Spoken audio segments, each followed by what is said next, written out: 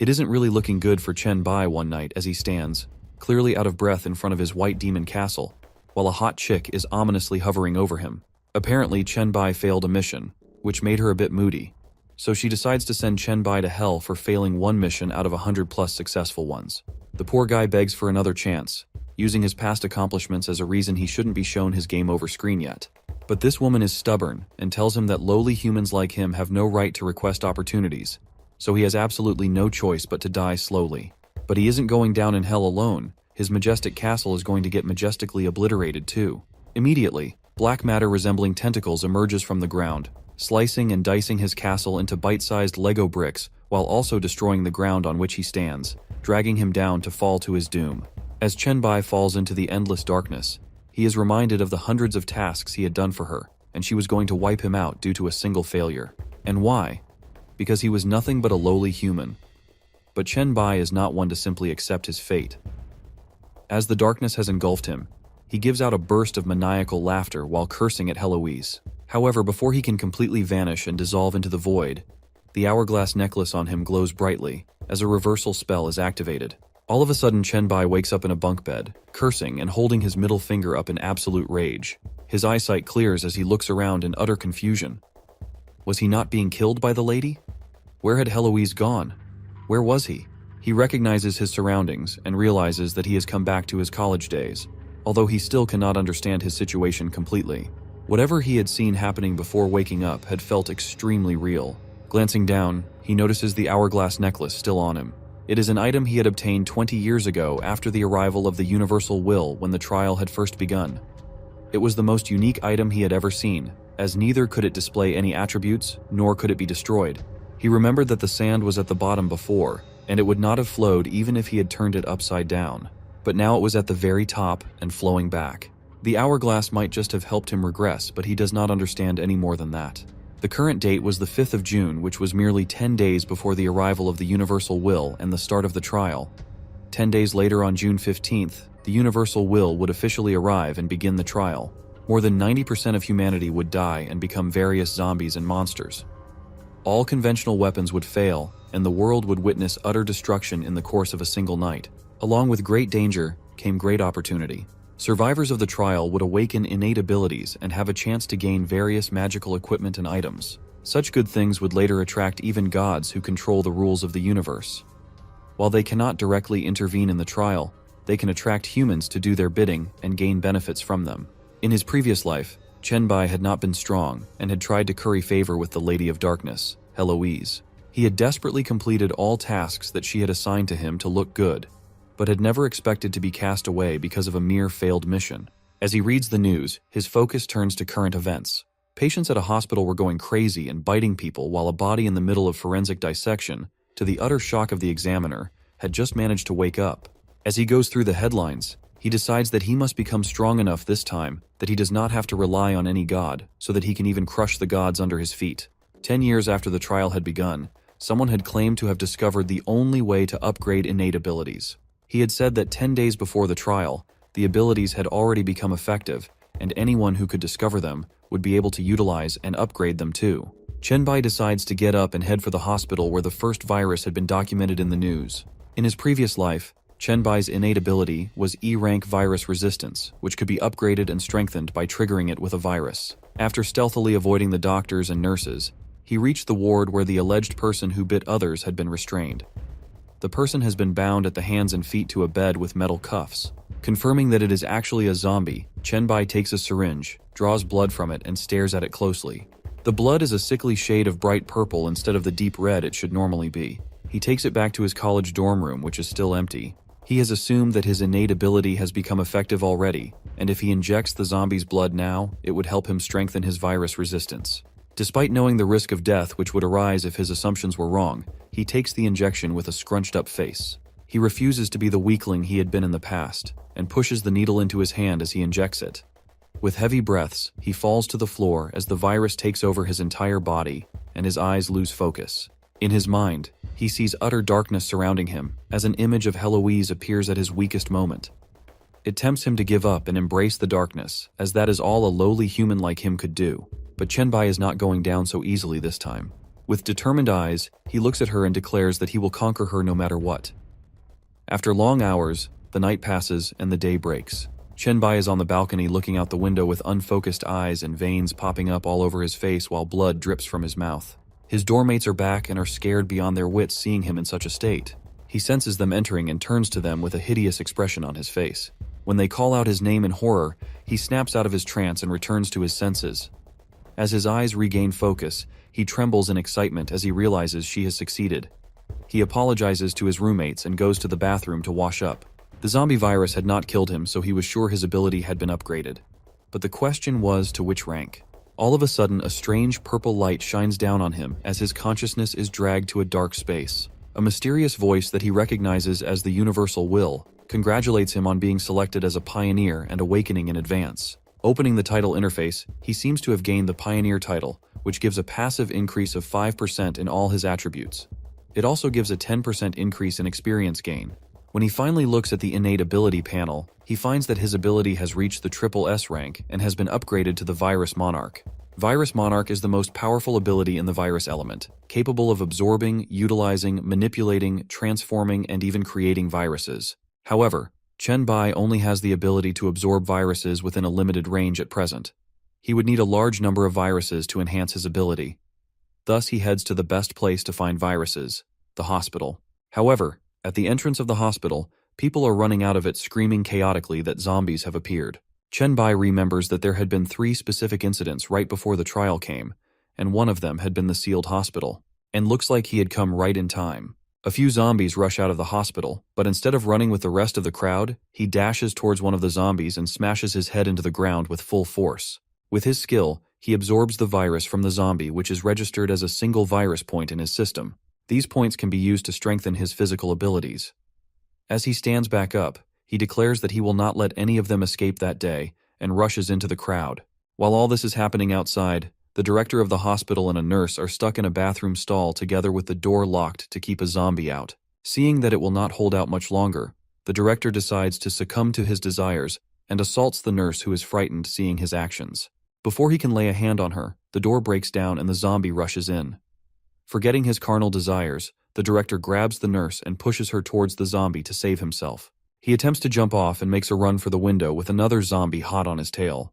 With a desperate but futile jump, he crashes into the window with the zombie falling out and onto the ground. Several minutes later, Chen-bai arrives at the scene while absorbing the virus from zombies one after another. He sees the already bitten nurse lying on the washroom floor and deduces that she still has not turned into a zombie, and there should still be time to save her. Since the military would be at the site soon, he would need someone to guide him through the hospital so he could find what he needed at the earliest. With his virus absorption skill, he sucks all of the zombie virus from inside her to stop her from turning into a zombie. The nurse, who just got saved, wakes up with a start and looks around in confusion. She turns and thanks Chen-bai for saving her. She had apparently not lost consciousness the entire time and was aware of what had happened.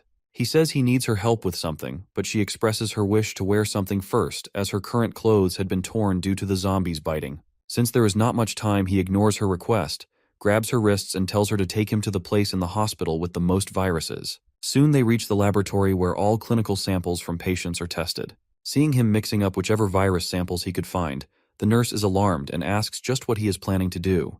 With so many viruses in a single beaker, he puts his hand over it and starts absorbing them as one system message pops up after another, notifying him of the various viruses entering his body. After this is done, he tries to differentiate and select a single one of those, which can help strengthen his zombie virus the most at present. Finding the optimal combination, he decides on the dark light virus that increases all his attributes by 10 and his self-healing ability by 200%.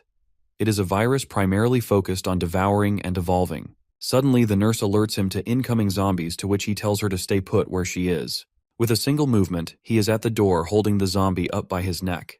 Deciding to test his new abilities on him, he starts devouring the zombie with his skill from the dark light virus. Sickly purple-hued darkness surrounds and consumes the zombie as it is absorbed into Chen-bai's body. The nurse is absolutely shocked to see what has just happened in front of her eyes. He is unfazed and asks her if something is wrong. She sighs as the situation is beyond what she could rationally understand. Knowing that he has actually saved her, she trusts that he will not harm her and decides to keep his abilities a secret. They finally introduce themselves to each other as Chen-bai and Su Xin. Suddenly there are loud noises outside as Chenbai realizes that the military and the police are probably here already. Grabbing her, Chenbai asks for the fastest directions to the roof where they would exit the hospital from. In the hospital corridor, a giant zombie appears, jumps right into their way and goes in for a bite. Sensing the danger early, Chenbai pushes Sushin out of the way but gets bitten himself instead. Seems like there will be no option but to fight. Blood splashes across the floor from Chenbai's arm as he stares down the massive, incredible Hulk-looking zombie blocking the hallway. While looking at the wound, he looks worried for a moment but then smiles, kinda intrigued by the sight of a mutant in front of him. He is wondering what kind of wild evolution the dark light virus might trigger by absorbing this one. Without warning, the zombie launches itself off the ground, aiming straight for our hero. He digs his feet into the floor, ready to react. As the zombie slams its hands down, Chenbai leaps into the air, dodging just in time. Twisting in midair, our hero strikes the zombie's head with precision, still airborne. The zombie's eyes flash, realizing Chenbai is about to land behind it. It spins around quickly, swinging its massive arms to hit him, but our hero arches his back and pulls his head up, narrowly dodging the blow with perfect timing. Chenbai lands smoothly on the ground and wastes no time grabbing another zombie by the head. As our hero absorbs energy from the other zombie to recharge, he notices that the mutant's overall strength seems to match his own. Without hesitation, Chenbai swings his arm, releasing those tentacle-like auras from them. He slams his fist into the mutant zombie's chest with such force that the creature is knocked backward, crashing into the wall. The impact leaves a visible dent in the zombie's chest, pinning it against the wall. Chenbai notes how tough this thing is, impressed but unfazed as this is light work. He steps back, skidding slightly on the floor as the mutant zombie struggles, clearly pissed off, pulling itself out of the wall. It's even more pissed off now as it locks onto our hero, its anger only growing even more. As Chenbai heals himself, he quickly realizes that the damage he's been doing isn't enough to put this monster zombie out of its misery yet, and dealing with it is going to take way longer than he expected. Just then, Sushin breaks the emergency case. She grabs the axe from inside the box. Her hands are shaking but ready for action. Sushin swings the axe, calling out for her new friend, then hurls it through the air, making it spin like a pro. Meanwhile, the mutant zombie charges at Chenbai with jaw-dropping speed, catching him off guard. Chenbai jumps just in time to dodge the mutant's claw and snatches the axe out of the air as he lands. He praises her for her excellent throw, and using the mutant zombie's shoulder as a launch pad, he taunts it, daring it to come at him so they can wrap this up quickly. The moment of impact arrives as our protagonist's axe clashes against the mutant's claws. He manages to land a really good hit, injuring the creature, but the mutant claps back, slashing its huge claws across our protagonist. They both move like lightning, trading blows like they were in the tournament of power. Chen takes a giant step back, then swings the axe with all his strength, yelling for the zombie to go to hell. As the mutant zombie charges at the protagonist, he hurls the axe right at it. They both stumble as they collide, and the axe spins through the air, aiming for the zombie's head. Chenbai is quite surprised the mutant can still hold its ground like that. He rushes over to the zombie, yanking the axe out of its head while stepping on the creature's noggin for leverage. As he pulls the axe free, Chenbai jokes about not leaving wounds untreated and warns the zombie to watch out for its death anniversary. Suddenly, the mutant's eyes turn bloodshot, its veins bulging like crazy. The protagonist doesn't see it coming when the mutant grabs him and slams him against the wall, causing him to cough up some blood. Sushin gets horrified as she witnesses her new friend's sudden smackdown. She flinches when the axe drops to the floor next to her. Meanwhile, as the mutant zombie sinks its claws into Chenbai's abdomen, he's laughing in his head, thinking that when you're staring death in the face, you might as well enjoy it. He confidently asks the zombie if it really wants to tear him apart. The mutant zombie looks both startled and confused by Chenbai's reaction and question. Out of nowhere, a tentacle-like aura shoots from Chenbai's abdomen, grabbing the zombie's hand. The mutant freaks out, trying to pull away, but the tentacle just keeps growing and holding its arm with even more force. Using his skill, Evolution Devourer, Chen smiles as the tentacle wraps around the mutant's entire body. Hovering above the zombie, he asks if it's scared now, declaring that it's way too late for that. Sushin watches in horror as her new hero friend devours the mutant zombie with his skill. Despite her fear, she cheers him on, clapping her hands and calling it great. Meanwhile, Chenbai's system lets him know that the devour is complete, and he's just chowed down on a second-stage clawed zombie. A little while later, Chenbai lands on the ground, and the system tells him that his blacklight transformation is happening. His claws turn dark and sharp, and the system says he now has the clawed zombie ability called Bone Claws. The protagonist feels super pleased as he checks out his skills, thinking about all the devouring and evolving he can do. Feeling proud, he thinks choosing the blacklight virus was a smart move. Suddenly, the military shows up. They spot Chen Bai and the girl and point their guns at them, questioning if they're actually alive. They tell them to raise their hands or get shot. The protagonist gets a bit freaked out when he sees the military. They warn him they'll count to 3, and if they don't see any action, they'll shoot. The countdown starts. Su Xin panics when Chen scoops her up, saying that they need to get out of there. Just as the military leader finishes counting, he shouts to open fire. Bullets start flying as Chen Bai takes off running. Su Xin tells him to turn right ahead since there's a safe way to the rooftop. As they run, some bullets hit him. Su Xin worries about him, saying he's been shot, but he casually just shrugs it off and tells her to stay quiet and still. A few moments later, they reach the rooftop, and Chen Bai kicks the door open while still carrying the girl. She's caught off guard when he suddenly asks where her home is, but she quickly tells him it's in the Rongfeng neighborhood on North 4th Road, Nanbei Street, and he confirms that he got it. Su Xin gets very surprised when they start moving at lightning speed. She screams as Chen Bai leaps off the rooftop, gripping him tightly as he keeps running. A bit later, in the Rongfeng neighborhood on North 4th Road, someone is unlocking a door. It's Su Xin. And once they're inside, she shows her hero where the bathroom is. She offers to help clean and dress his wound, but Chen Bai says the bullet didn't get stuck and is almost healed, so he's fine. Su Xin, however, insists she needs to take a look. The hero smiles and agrees, starting to take off his clothes. In the bathroom, his shirt and jacket end up on the floor, and he stands in front of her shirtless. Su Xin feels kind of flustered but tries to point out that there are still some signs of injuries on his hands. She blushes even more when she sees the wounds on his stomach and chest that haven't healed yet. He asks Su Xin if he'll recover soon. He activates his Riz powers, asking if she want to sacrifice herself for him. Su Xin blushes and replies that he wouldn't eat her because if he planned to, he would have done it already. Chen Bai leans in close, surprising her as he corrects her, saying she was wrong. The reason he hadn't eaten her earlier was simply because the environment wasn't right. Su Xin is shocked when Chen Bai tears her clothes, saying that now the setting is perfect and much more suitable. He repeats his earlier question, wondering if she's willing to be eaten to help him recover. Embarrassed, Su Xin avoids his gaze and, instead of answering directly, requests that he wash and clean her up first so she'll be ready. The Rizmasteri agrees and swiftly leans down to kiss her. They share a passionate kiss under the running water of the shower, lost in the moment. After that, things definitely get hot and heavy in the bedroom. Meanwhile, outside the bathroom, Chen Bai's phone buzzes with notifications. One message is from Zhao Mu, asking where he is because Song Ge, the school beauty, is looking for him. Another notification pops up from Song Ge herself, wondering if he is still alive since his roommate said he went to Jiangcheng First Hospital. The next day, Chen Bai remembers the strange events that happened in Jiangcheng before the trial began. The sealed hospital, the suburban bombing, and the monster slaughterhouse. These incidents still puzzle him, as there's not much information available, and people only mention them casually in passing. He thinks it's frustrating and giving him a headache trying to figure it out. Out of nowhere, Su Xin calls him, and as he answers, he casually mentions that he's bought breakfast and will be back soon. Su Xin, however, reports that 2 men came looking for him, claiming that Song Ziqiang want to see him. This catches his attention. Su Xin, watching the men through the peephole, says they don't look trustworthy and suggests it might be a scam since Song Ziqiang is practically royalty in Jiangcheng. She seems worried and asks what to do. The protagonist calmly tells her the men aren't lying and advises her to have them wait outside, which she agrees to. Chen reflects on the fact that Song Ziqiang is the mother of Song Ge, a classmate he's had some complicated history with.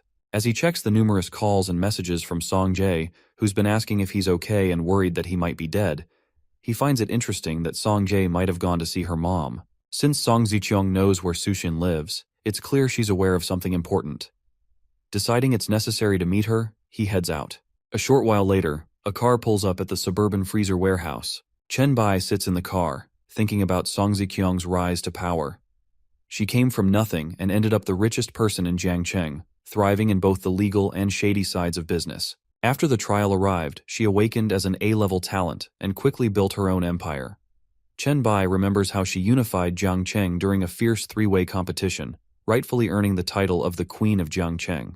In his past life, she was someone he could only admire from a distance. But now, with the tables turned, he considers how valuable it would be to have someone like her on his side before the trial fully hits. When they arrive at the suburban freezer warehouse, Chen Bai walks through the corridor. A woman stands in front of him, and the man escorting him quickly bows, greeting her as Song Ziqiang. The moment he steps forward, Song Ziqiang apologizes for making him come all the way there and admits she's had her own struggles. Without hesitation, she offers him a spot by her side, even suggesting that if he's interested in her daughter, Song Gae, becoming her son-in-law is on the table. Chen-bai is skeptical, wondering what her real motive is. She casually claims that after seeing his impressive display at the hospital, anyone would catch feelings for him. Chen-bai is stunned when she mentions the hospital. He quickly becomes anxious, recalling how he destroyed the surveillance and power supply there. He asks how she found him so fast. As she presses the elevator button, she casually reminds him not to underestimate her. She explains that her people still managed to track him from the lobby to the monitoring room before the systems went down. She then shows him her phone, revealing messages from a girl named Aylin who had been trapped in Ward 523 at the hospital. Aylin had initially asked for help, but later sent a message saying she was fine because a super powerful person wiped out all the zombies. Song Zikyong thought it was a joke, but Aylin sent a video proving it, showing Chen-bai and Su-Xian running together through the hospital corridor. Song Zikyong tells him her luck improved when she encountered Liu Feng, Su-Xian's colleague, among the survivors the military rescued. Hearing Liu Feng's name stirs something in the protagonist. He recalls the night at Su-Xian's house when she said that Liu Feng was the one who tried to assault her and pushed her towards the zombies. Afterward, the loser tried to escape by jumping out of the window but ended up getting grabbed by zombies and smashing his head against the glass. Su-Xian mentioned she hoped he was dead as she despised him, and Chen-bai had agreed. Flustered, Su-Xian had tried to move on, but Chen-bai had suggested they take a break, noting that he didn't expect her to be a first-timer and that her earlier scream had been intense. Su-Xian apologized, but Chen-bai reassured her it was fine, saying there would be plenty of time in the future. However, Su-Xian climbed on top of him, insisting that she needed to satisfy her lifesaver that day. Back at the suburban freezer warehouse, standing by the freight elevator, the protagonist asks Song Zikyong if she can tell him where the isolated survivors are. Song Zikyong promises to share the information, but only if he agrees to be hers. That's some proposal tactics there, 100% success rate. Chen says that Song Zikyong is underestimating him, but she acknowledges it, adding that while her information is valuable, it's not enough to match his strength. However, before she could continue, Chen cuts her off, explaining that she misunderstood. He means she knows too little about him, and if she knew more, she'd understand why he couldn't be her man. To drive the point home, Chen reveals his bone claws, asserting that it's her who should submit to him. Alan quickly steps in to protect Song Zikyong, while Song Zikyong, intrigued, wonders if his mutation is related to the zombie virus. He demonstrates the power of his bone claws, correcting her assumption. He offers to explain exactly what his powers are if she agrees to be his woman. Song Zikyong, unfazed, steps forward, causing Aylin to worry. She counters that Chen-bai is underestimating her. Those claws alone aren't enough to win her over. Plus, with a young and pretty nurse by his side, she can't understand why he's interested in someone like her, an older auntie.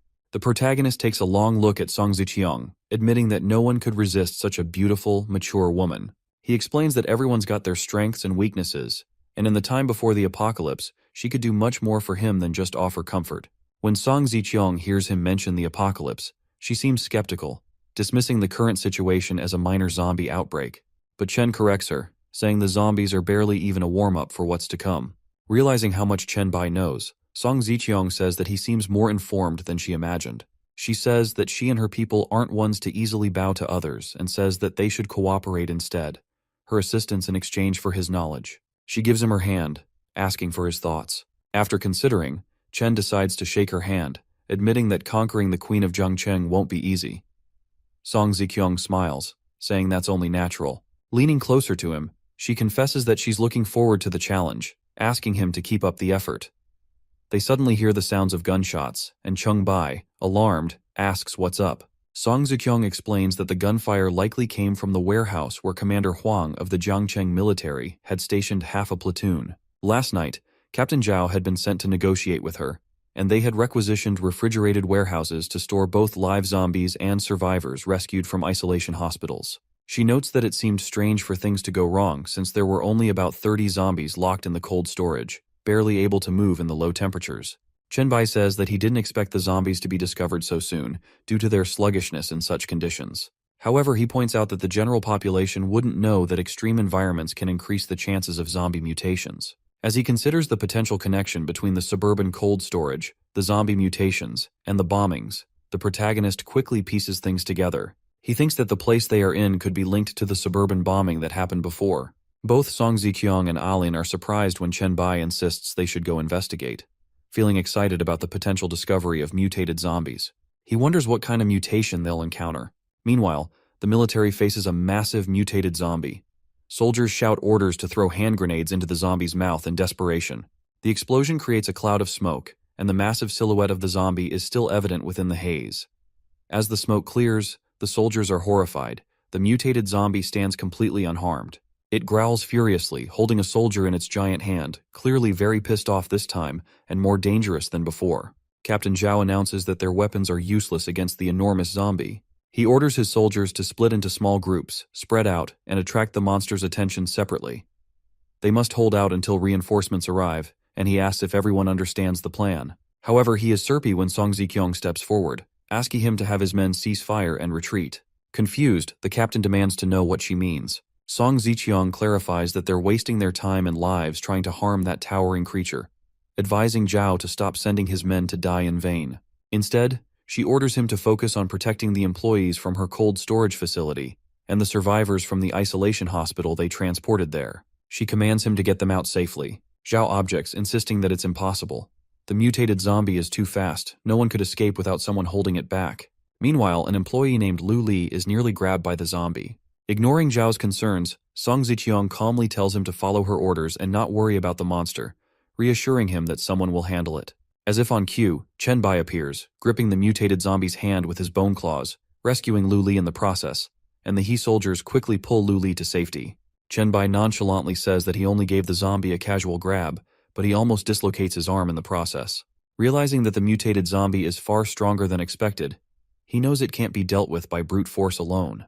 The zombie swings its massive arm at Chen Bai, but he moves swiftly, slicing its arm multiple times with his bone claws. The force of Chen's strikes throws the creature off balance. While it struggles to regain its footing, the hero lands smoothly on the ground, standing calmly in front of the mad zombie, almost as if taunting it to come at him again. Captain Zhao and Song Ziqiang witness the mutant zombie swinging erratically and crashing into a nearby structure, sending broken concrete and chunks of flesh pouring down, destroying everything around it. The captain immediately turns to Song Ziqiang and asks who the hell Chen Bai is and whether or not she is hiding a monster of some sort. In a nonchalant manner, Song Ziqiang asks what he's even discussing, pointing out that the protagonist is a human being, and more significantly, her partner. The stupid modified zombie returns to the fight and freezes upon realizing that Chen Bai is standing victorious on top of the flesh, preventing it from feasting some more. Chen talks about how wasteful it is for the zombie to let all that meat go to waste before activating his skill, Evolution Devour. The zombie, pissed off by the sight of the protagonist devouring the flesh it desperately needs to recover, swings its arm again with fury. The force of the punch sends a whole bunch of wind towards Song Ziqiang and Captain Zhao like an airbender. But Chen Bai moves with agility, dodging the zombie's assault by leaping out of the building and into the air. Mid-leap, the system tells him that he has finished devouring the frozen beef, and the blacklight virus within him has evolved, slightly boosting his strength and endurance. Chen Bai smiles, acknowledging the quality of the beef. It not only restored his energy, but also gave him an upgrade. He notes that the zombie, now scrambling to recover inside the building, seems to be really tired and out of juice. The proto-guy positions himself behind the mutated zombie. With a calm yet ominous tone, he announces its demise, extending his bone claws. The zombie, sensing the inevitable, tries to react but is too slow. Chen Bai strikes it directly in the head, landing a decisive blow. Song Ziqiang and the captain stand in surprising silence as the towering creature falls to the ground, defeated by Chen's relentless power. Chen Bai stands on top of the mutated zombie's head, driving his claws deep into it. As he pulls his hand out, he's shocked to see the zombie's hand still moving. It almost crushes him between its massive fists, but the protagonist just thinks the timing couldn't be better.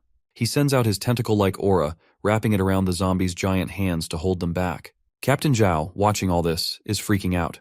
He's convinced it's impossible for anyone to handle that thing. Chen Bai uses his Evolution Devour ability, and the aura wraps tighter around the zombie, covering its entire body. Captain Zhao stares in horror, realizing there's no way Chen Bai is human. Song Ziqiang is surprised when Captain Zhao starts muttering about how the zombies aren't supposed to be able to move. He seems to be planning something. Nervously, Captain Zhao radios for backup, asking if reinforcements have arrived. He's ready to give the go-ahead to fire a missile, even starting to give the coordinates. But just then, someone taps him on the shoulder. Captain Zhao looks scared out of his mind when he turns and sees it's Song Ziqiang and Alin, giving him serious looks. Song Ziqiang tells him to calm down and think it through because Chen Bai is helping them right now. He's saved their lives, and she warns Zhao not to do anything stupid, or it'll be bad for everyone. A few minutes later, everyone lock and load their rifles. The reinforcements had arrived and quickly surrounded the protagonist. Song Zikyong is surprised when Captain Zhao, over the radio, orders everyone to load their weapons and stay alert.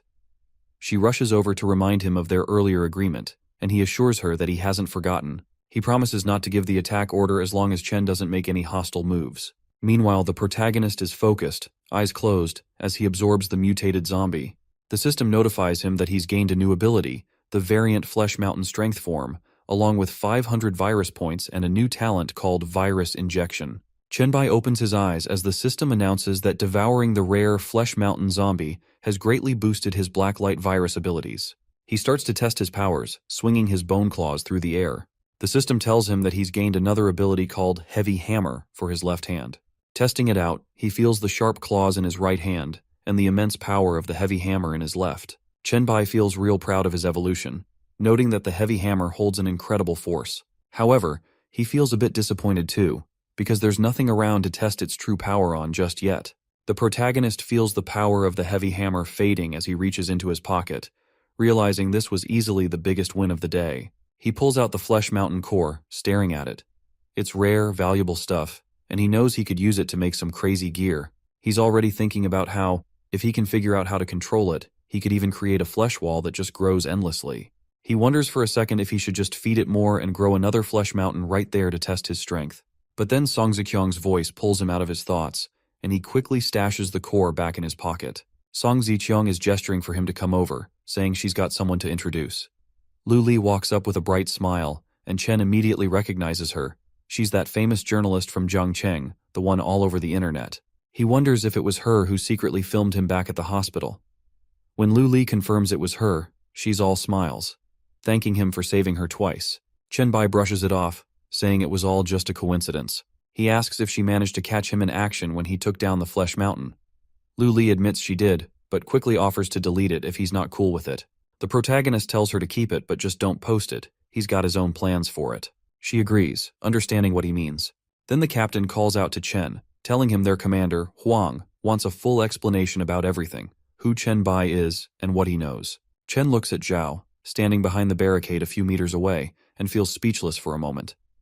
The name Huang Xingqiu triggers some serious memories. Chen remembers this commander from after the trials hit, how Huang used to coerce the weaker awakened ones, treating them like dirt, like they were livestock. At first, they'd try to sugarcoat it with patriotism and all that, but soon it just turned into straight-up abuse. Chenbai remembers being one of those people, barely surviving, starving, not even getting proper meals. What hits him hardest, though, is how ridiculous it was. Anyone who even thought about escaping was labeled a traitor, and the military would hunt them down like criminals. It's flashback time, and our hero remembers how all this mess forced him to leave Jiangcheng. Back in the present, he turns to Song Zikyong, asking if he should just go explain everything to Captain Zhao. But she quickly shoots that down, saying he definitely shouldn't. She's still in the dark about a lot of things. Chenbai smiles a bit, trying to reason with her, but she cuts him off, insisting she'll handle it. Song Zikyong strides confidently toward Captain Zhao. When he spots her coming, he talks about how he hopes they both understand their duties as citizens.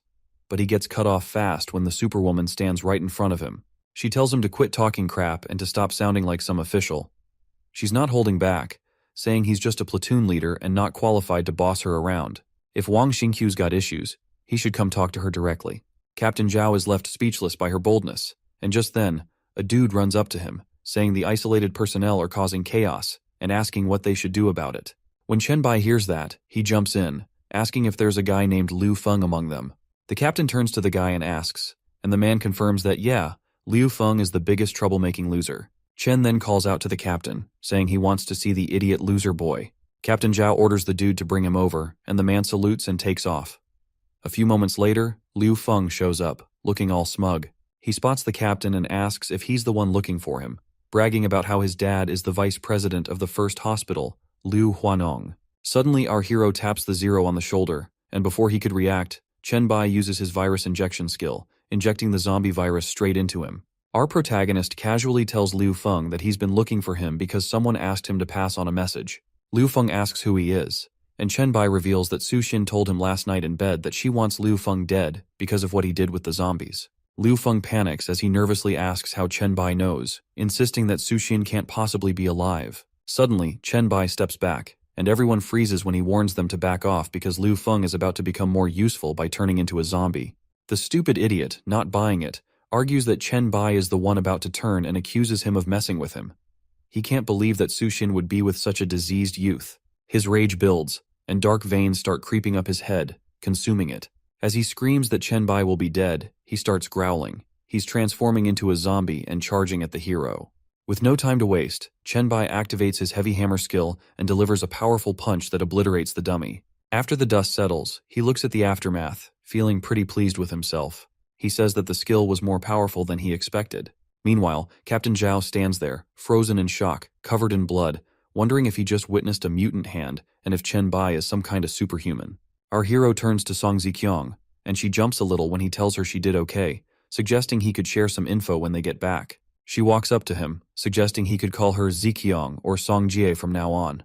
This catches Chen Bai's interest, and he asks why the change. She explains she doesn't think it's worth it to just be his partner. Instead, she wonders if it's still possible for her to be one of those who want to be with him. Our hero is momentarily speechless but quickly replies that it all depends on her value and performance. A white car rolls down the empty street with Alan behind the wheel. Lu Li, Chen Bai, and Song Ziqiang are all passengers. Song Ziqiang turns to Chen Bai, saying it's perfect timing and asks him to come over for dinner. Chen Bai responds that she shouldn't bother him until they get to her place, and Song Ziqiang agrees. As they drive, Chen Bai decides it's time for the lottery draw to see if he scored any sweet rewards for taking down the meat mountain. He opens his inventory and is surprised to find 2 skill books. Feeling lucky, he says that it looks like his luck is holding up. One of the skill books contains the active skill Rampage Bloodlust, which boosts all attributes by 3 for 10 minutes, but's got a 1-day cooldown, during which all attributes drop by 50%. Chen Bai thinks about it and decides that skill isn't worth it for him. He checks the other book, which has the passive skill Muscle Enhancement. This one greatly increases muscle mass and doubles the growth rate of strength and constitution. Chen Bai shakes his head, saying it won't work for him since, from what he remembers, everyone who used it in his previous life turned into muscle-bound freaks, losing a lot of flexibility. Even though the skills aren't useful for him personally, he thinks they could be pretty valuable for someone just starting out in the trials. Chen Bai starts thinking about building a faction and checks his current money situation. He sees that the reward for killing the meat mountain is 6 gold coins, just enough to create a chat group. He figures he could use this chat group to gather pioneers and help them lay a solid foundation before the trial kicks off. As he's about to confirm the creation of the chat group, which costs 5 gold coins, Chen Bai reflects on how the factions in the later stages of the trial were pretty complex. He knows that the relationships formed early on are crucial for success. The system lets Chen Bai know he's about to create Chat Group 1. It asks him to name it or he can just let it auto-generate a name. Chen Bai decides to cancel the naming, and the system goes ahead and names it Chat Group 1. As he thinks about the name, he recalls Heloise and promises himself he's going to rebuild his White Emperor city and turn it into a divine kingdom. He's all fired up, declaring that Eloise will be nothing but a lowly dog under his feet. 3 hours later, they roll up to Song Ziqiang's private villa. She starts talking about the cosmic trial, pointing out that over 90% of people will end up as monsters or gifted evolvers. She adds that guns and most electronics will be useless. Chen Bai tells her that's all he can share for now and asks if that's enough for her to gain an edge. Song Ziqiang says it's not enough and cuts to the chase, asking how she can become one of his people. Chen Bai lays it out. First, she needs to have some real abilities because he doesn't want useless folks around. Second, he wants absolute loyalty, like a loyal dog to its master. Song Ziqiang jumps in, saying she can definitely provide that loyalty. She confidently claims her influence, money, and status in Jiangcheng make her more than qualified. But Chen Bai counters, saying that the rules and values after the trial are going to be totally new. Her current power, status, and cash won't mean much, other than making the idea of keeping her as a slave pretty tempting. Song Ziqiang starts to feel anxious, imagining herself and her brother Song Ge tied up on stage, while a host announces the next auction item, the former queen and princess of Jiangcheng. She asks Chen Bai what the difference would be between being a loyal dog to him and being a plaything somewhere else. Chen Bai explains that there will be a stage where she can show off her strength and a master who won't hold her back out of fear. He assures her that he'll always be stronger and above her, making it clear that his leadership comes with its own kind of power. Song Ziqiang suddenly feels like she's about to miss a major chance if she hesitates any longer.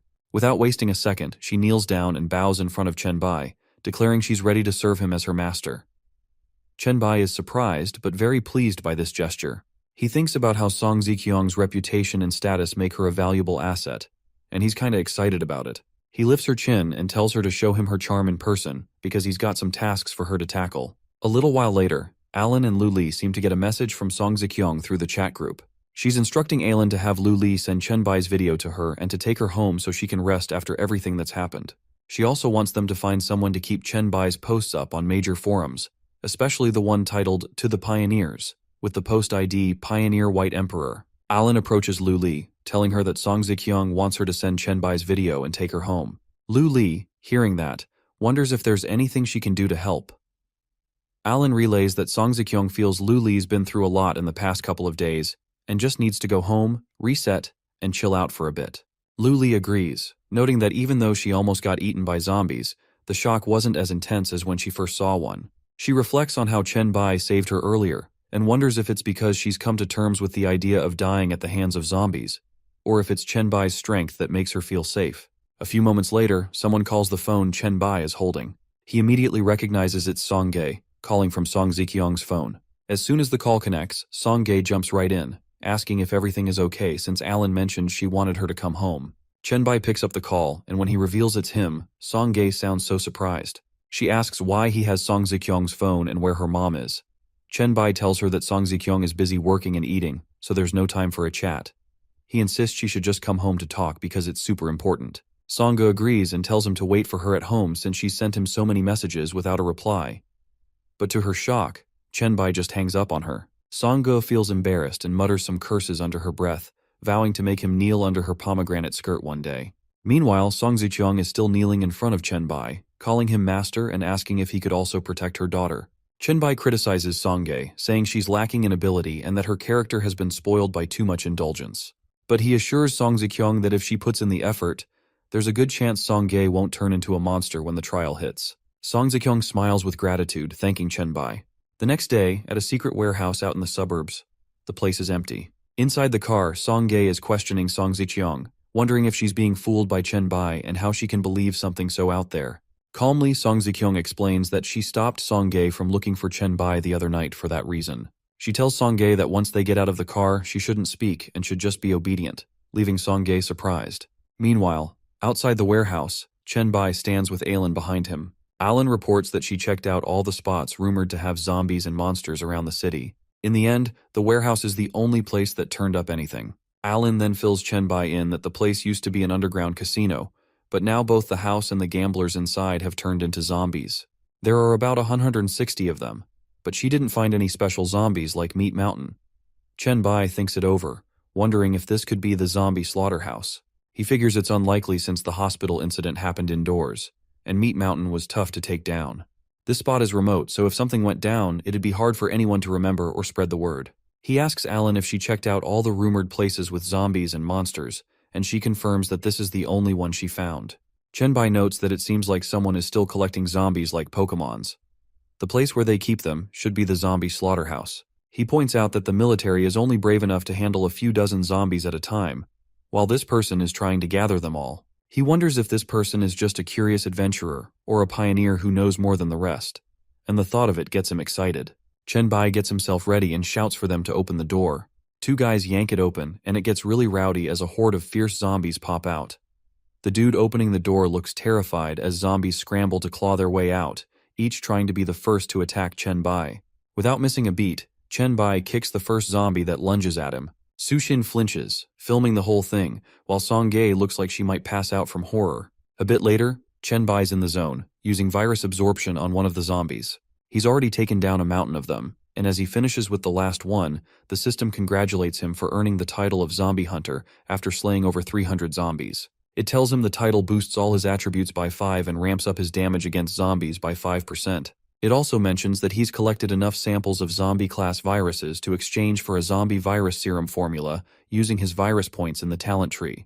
The protagonist gets super curious at the mention of the serum formula, thinking how valuable it is. Even those with awakened talents could struggle against zombie viruses. He unlocks the formula for 300 virus points, reminding himself that not everyone has talents that make them immune to viruses or boasts an ultra-strong physique. He calls over Song Zikyong and instructs her to gather everyone, checking if they all remember what he told them before they set off. She confirms she's ready, while Alan and Sushin look a bit nervous, and Song Ge has a disgusted look on her face, like she might hurl any second. Su-Xin steps up and explains that using cold weapons against zombies significantly lowers the chance of them turning into monsters during the trial. She emphasizes that killing zombies without harm is key to preventing transformation. Chen-Bai, gripping a zombie by the neck, looks around and commands them to show their strength, asking who want to go first. Alan steps up, putting on her gloves and volunteering for the challenge. Once Chen-Bai releases the zombie, Aline lunges forward, seizing its arm and swinging it up into the air. As the zombie crashes down, Song Ziqiang follows up with a swift hit from her bat, finishing it off. Chen-Bai watches, shaking his head. He notes that their strength falls short. Song Ziqiang knocks it down in one hit, but it takes them over 10 hits to finish it. Next, a zombie lies sprawled on the ground, and Su-Xin manages to eliminate it, but she's completely out of breath, lying underneath it. Chen-Bai complains again about their weak strength.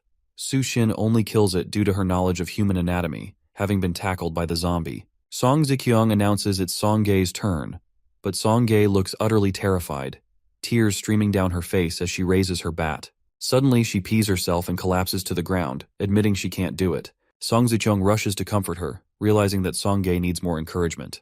Meanwhile, the protagonist checks his phone and sees that there are numerous comments on the post he made, but they're all a bunch of nonsense. One commenter even asks him which mental hospital he escaped from and if he wants to write a novel. Chen-Bai feels appalled, shaking his head in disbelief at the caliber of this peak trolling. Suddenly, Chen-Bai notices a message from someone with the username, "I'm not a shill." This dude says he's really a pioneer and is wondering why Chen-Bai isn't replying. He asks what Chen-Bai knows and if he's even seen his messages. Chen-Bai realizes not everyone in this group is from Leslie, which is a win. I'm not a shill then asks what exactly a pioneer is. The protagonist flips the question back, asking what kind of talent he has. The dude finally admits he has S-level mental control but freaks out a bit, worried he shouldn't have shared that. Chen-Bai reassures him not to stress, saying he won't spill the beans either. He tells the guy to check the panel for communication options and to look for chat group 1, where some basic info is laid out. If he has more questions after that, he can just hit him up. As Chen is checking the chat group, he sees a new member pop up, someone named Han Zhao. This guy mentions wanting to change the group name. He then asks Chen-Bai if he can invite someone else. Chen-Bai asks who it is, and Han Zhao says it's someone named Shuichuan, who apparently has messaged Chen-Bai before. Since Shuichuan couldn't get through, he came to Han Zhao for a private chat. Han Zhao explains that Shuichuan was asking what he knew, but since he didn't have any info, he just ignored him. Chen-Bai is quite curious at the name. That has to be him. He remembers the super powerful dude known as Shuichuan and gets a bit excited. Typing quickly, he agrees and tells the boy that if he spots any other pioneers, he can invite them too. The protagonist laughs with satisfaction as the chat group welcomes their new member. Later that evening, Song Ziqiang calls Lu Li to check if there are any updates on the zombie collection investigation. She confirms there are results. She reveals it's the Jiangcheng Lord's forces behind this zombie collection, and that they've sent all the gathered zombies to the Manhwa container yard near the Jiangcheng wharf. Lu Li adds that she sent some random dude to gather more info, but it's time to meet, and they haven't returned. She thinks waiting any longer is pointless. Suddenly, 2 bodies drop right in front of Lu Li, and she gasps, covering her mouth to suppress a scream. She looks up to see a man laughing at her from above, clearly amused by her being scared, and he doesn't look like good news either. Lu Li's still trembling as she mutters that she's been discovered. Meanwhile, at Song Ziqiang's mansion, someone named Liu Huai sends a message to Chen-Bai, saying he just joined the group and has read the group documents. He learned a lot, but still has some questions since the talent instructions were a bit unclear. Liu Huai asks the protagonist if he could help him understand. Chen-Bai asks him to send over the details. He responds and shares that his talent is the yin wood body, which explains that yin wood is the most yin of woods and is a source of endless life. When the yin soul enters the body, it becomes a land of eternal life. When Chen-Bai sees this, he realizes it's an SS-level talent. He notes that the cost of activating abilities is kinda high, considering the average initial ability of a normal person only lasts about 3 minutes with 5 points. Liu Huai agrees, saying that it's why he's been hesitant. Chen-Bai advises him that if his spirit isn't below 3, it costs spirit to activate the wood body. He explains that the Constitution is the foundation, so he shouldn't be a glass cannon. Liu Huai replies that he has 5 spirits and thanks Chen-Bai for the info. Suddenly, someone rushes toward the protagonist. It's Song Ziqiang, and she looks worried. Chen-Bai asks what's going on with her in such a hurry. She says that Lu Li found out all the collected zombies have been sent to the Manhwa container yard. Unfortunately, Lu Li was caught, and they're asking her to negotiate. Chen-Bai stands up asking if the captors have contacted her, startling Song Ziqiang. She's horrified at the thought of Lu Li being betrayed. She quickly bows before Chen Bai, insisting that she raised Lu Li herself, so she's sure she wouldn't turn on them. Besides, Lu Li was commanding from behind when this happened, so the issue lies with the people she sent to investigate. Chen Bai says that in that case they need to save Lu Li. Meanwhile, at the Manikai container yard in Zone B, Lu Li finds herself tied down by the man from earlier. He addresses her by name, introducing himself as Xing Ming. He says that she seems a bit clueless about the situation. He hasn't touched yet her out of respect for Song Ziqiang, but he makes it clear that if Song Ziqiang chooses to submit when she arrives, Lu Li will become her subordinate. The evil dude warns Lu Li that if her mistress doesn't comply, they'll all become his playthings. Lu Li trembles, struggling against the ropes as Xing Ming hands her a drink, suggesting they toast again and that she shouldn't spit it out so recklessly. Lu Li refuses, looking away in disgust. Suddenly, a voice cuts in, noting that it's toast and not drunk, and that punishment wine isn't pleasant. It's our hero, Chen Bai, casually slicing into a steak. What an entrance by our protagonist. He says that there's no grace in the situation, so maybe she doesn't like drinking. Both Xingmeng and Lu Li are surprised to see him. Xingmeng is hella confused, wondering when the protagonist sat down. Chen Bai turns to his woman, asking if she's hungry, and hands her a slice of steak, and tells her that he's tried it, and it's not bad. The antagonist, now on high alert, asks Chen Bai who the hell he is. Chen Bai casually explains that he's there to take his woman home, while she enjoys the steak despite still being tied up. Xingming takes a seat and asks if Song Ziqiang sent him. He shakes his head, then points out that if he got that close without being noticed, he must be a pioneer too. Just like that, the ropes restraining Lu Li fall to the floor. Chen Bai tells her that she can leave since her madam is waiting for her in the car outside. She gets up immediately and leaves. Xingmeng says that it seems Song Ziqiang is already under Chen Bai's control, and our hero confirms it, with the most relaxed expression known to man. Xingmeng Stan says that it's unlikely the Queen of Jiangcheng would surrender easily, so Chen Bai must have some interesting methods. Pouring wine into 2 glasses like some classy vampire villain, Xingmeng proposes they exchange ideas since he's very interested in those things. He points out that in the big 3 powers of Jiangcheng, he has taken down the Lord, and Chen Bai has the Queen on his side, leaving just the commander. He hands his acquaintance a glass of wine, suggesting that they team up so he can become the king of Jiangcheng, making Chen Bai a trusted ally, but Chen Bai immediately refuses. Xingmeng is surprised, dropping the glasses and making them smash on the floor. He tries to reassure Chen Bai, saying not to worry because he has S-level talent, the highest there is. He even asks if he wants to join him for a sip of punishment wine. Chen Bai thinks about it and points out that he has seen Xingming not just collecting zombies, but also turning living people into them. He says that with such a powerful but twisted talent, Xingming is better off not existing. Chen Bai declares that Xingming doesn't deserve his help because he has SSS-level talent. Xingmeng just laughs, showing off his sharp claws and explaining his talent, slaughter progression, which lets him permanently steal parts of a target's attributes after taking them out. He notes that while Chen Bai's talent is SSS, he is still worried that his own S-level ability could turn him into a god instantly. Chen Bai thinks to himself that Xingmeng's ability is dangerous, a pure combat talent that could grow endlessly. The antagonist charges at our protagonist, calling him an arrogant brat. He is eager to take Chen Bai down and hopes to boost his own stats with the victory. Their powerful strikes meet in the air, with Chen Bai using his bone claws to block Xingmeng's attack. Suddenly, Xingmeng's muscles bulk up, tearing his shirt apart. He basically goes Super Saiyan like Broly does. He realizes Chen Bai has a shape-shifting talent, which is quite interesting, but he figures Chen Bai still doesn't have enough strength. Meanwhile, Chen Bai notices Xingmeng using a skill, guessing that Xingmeng hasn't fully revealed what he can do. While Chen Bai is careful, unsure of the effects of Xingmeng's skill, the dude leaps into the air, ready to strike and shouts for him to go to hell. Chen Bai activates his heavy hammer skill, bracing for the impact.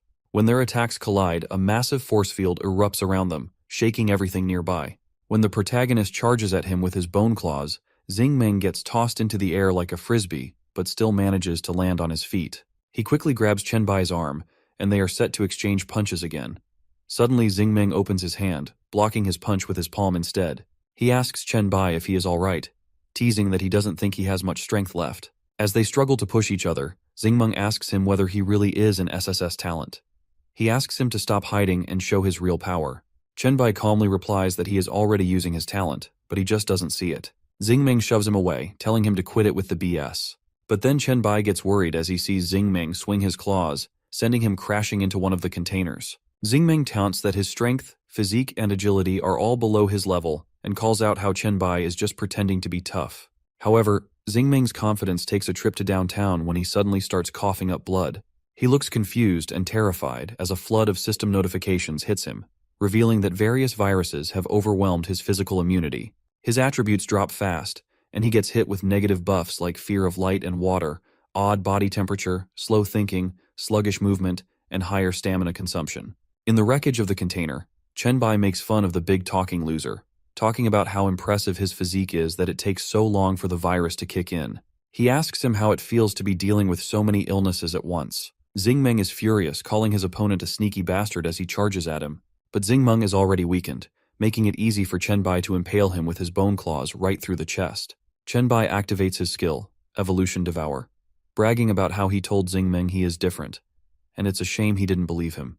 As the tentacle-like aura completely wraps around him, Chen announces that he is going to absorb him and save the spoils for later, not wanting to disappoint Xingming. As the evil loser's claw drops to the ground, Chen Bai gets a system notification that the evolved human has been absorbed, and the black light virus has completed its initial awakening, boosting its attributes significantly and becoming the base attribute of the virus monarch's body. At least that's the end of that annoying noisemaker. The system buzzes in Chen Bai's head, letting him know his black light devouring ability just leveled up. Now he can peek into his target's memories and snag some of their sweet skills. Talk about an upgrade. Chen's stoked because the bonuses from the black light virus switch from being active to base attributes, which is like hitting the jackpot. He can't wait to see what he's gained. Before, he was rolling with a 30% boost to strength, 20% to spirit, and a ridiculous 100% for regeneration. But now, the system shows his strength, agility, and physique got cranked up by 50%, spirit by 40%, and life regeneration by a whopping 200%. His character profile even gives him the title of the first evolved human. He checks out his stats and is very pleased. Each attribute went up by 20 points, adding some serious muscle to his base stats. Then he spots Xingming's dropped claw and realizes he can't be messing around anymore. Regular folks with basic stats below 5 are basically made of glass to him now. He laughs at the system screen and thinks how lucky Xingming is to have all those cool weapons and stuff. He figures Xingming must have taken out some mutant zombies, because there's no way he could have those kinds of stats and gear otherwise. Chen grabs the zombie claws, which are E-level gear, not much to write home about, and also snags a C-level production blueprint for a biohazard disaster. He's pretty shocked and thinks Xingming's luck is off the charts. After closing the system screen, he decides that everything here is now his. Under the light of the crescent moon, he takes a moment to admire the wreckage from their fight. As he strolls away, he reflects on how far he's come. His talent jumped from E to SSS, and those rumors about the 3 strange events totally paid off.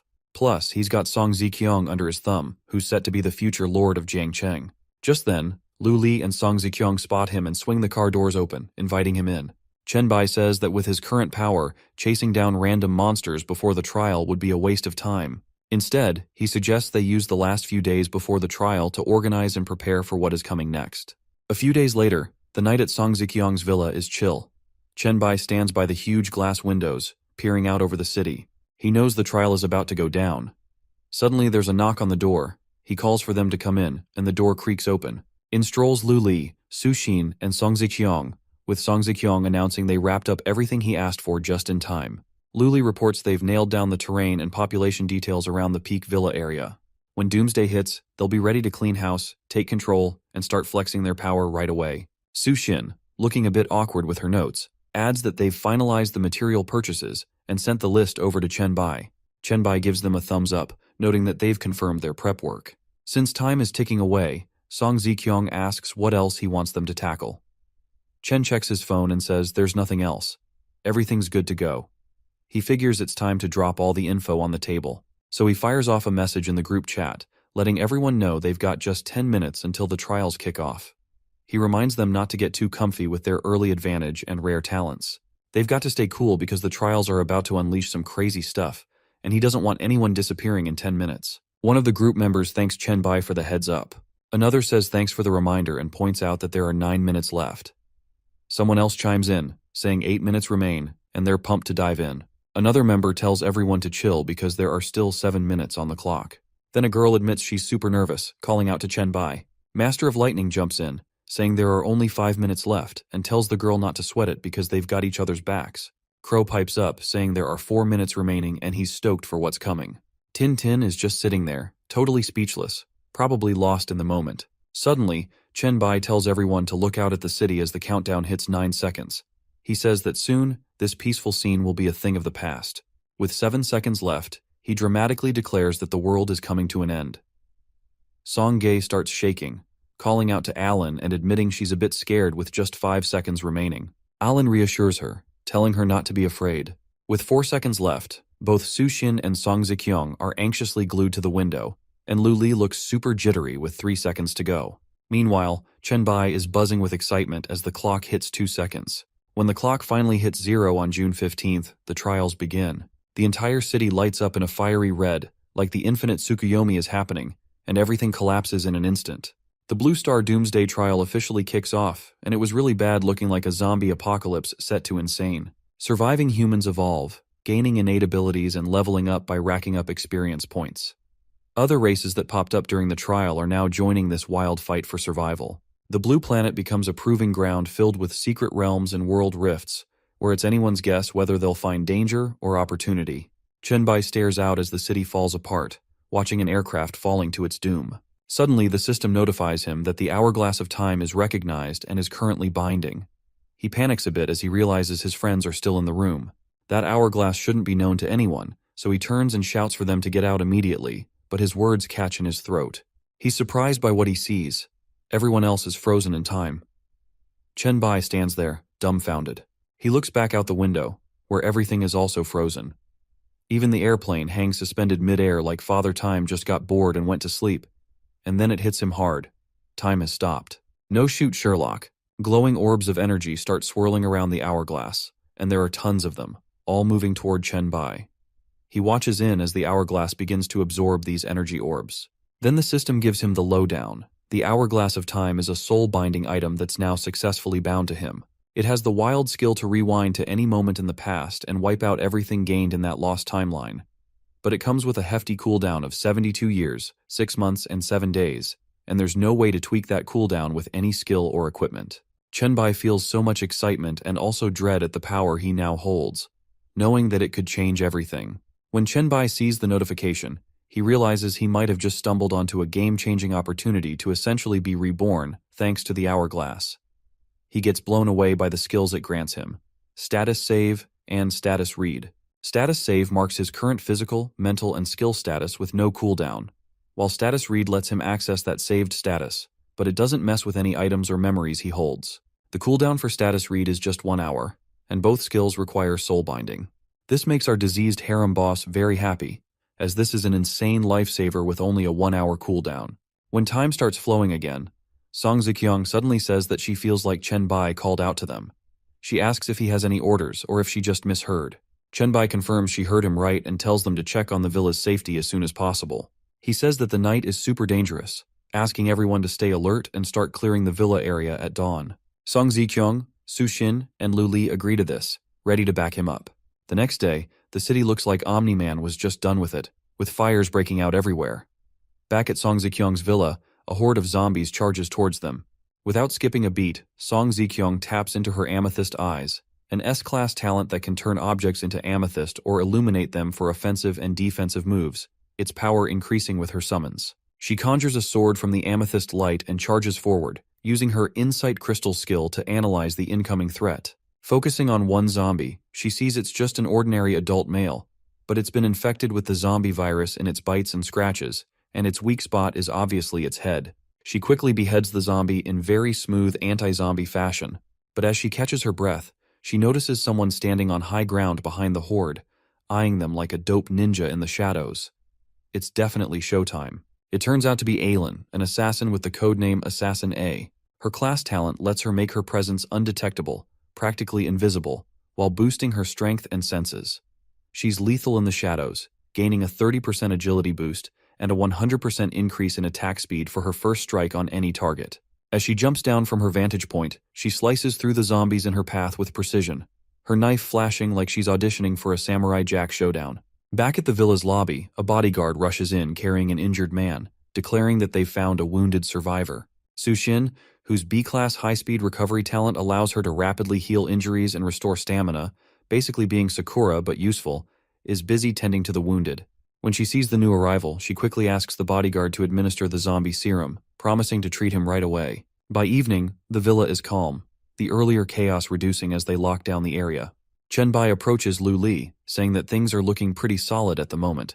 Lu Li agrees, pointing out that with Chen Bai's earlier planning, they've secured territory and have the people they need. Watching the guards posted around the villa, Lu Li says that no major incidents have happened yet. Chen Bai assures her that he'll leave handling the villa to her since he has more important tasks to focus on, which surprises Lu Li. Though caught off guard, she reluctantly agrees to take charge of the situation, clearly unsure but trusting his judgment.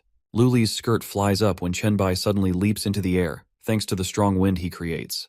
A little later, on Jiangcheng Mountain Road, Chen Bai sprints like a champ.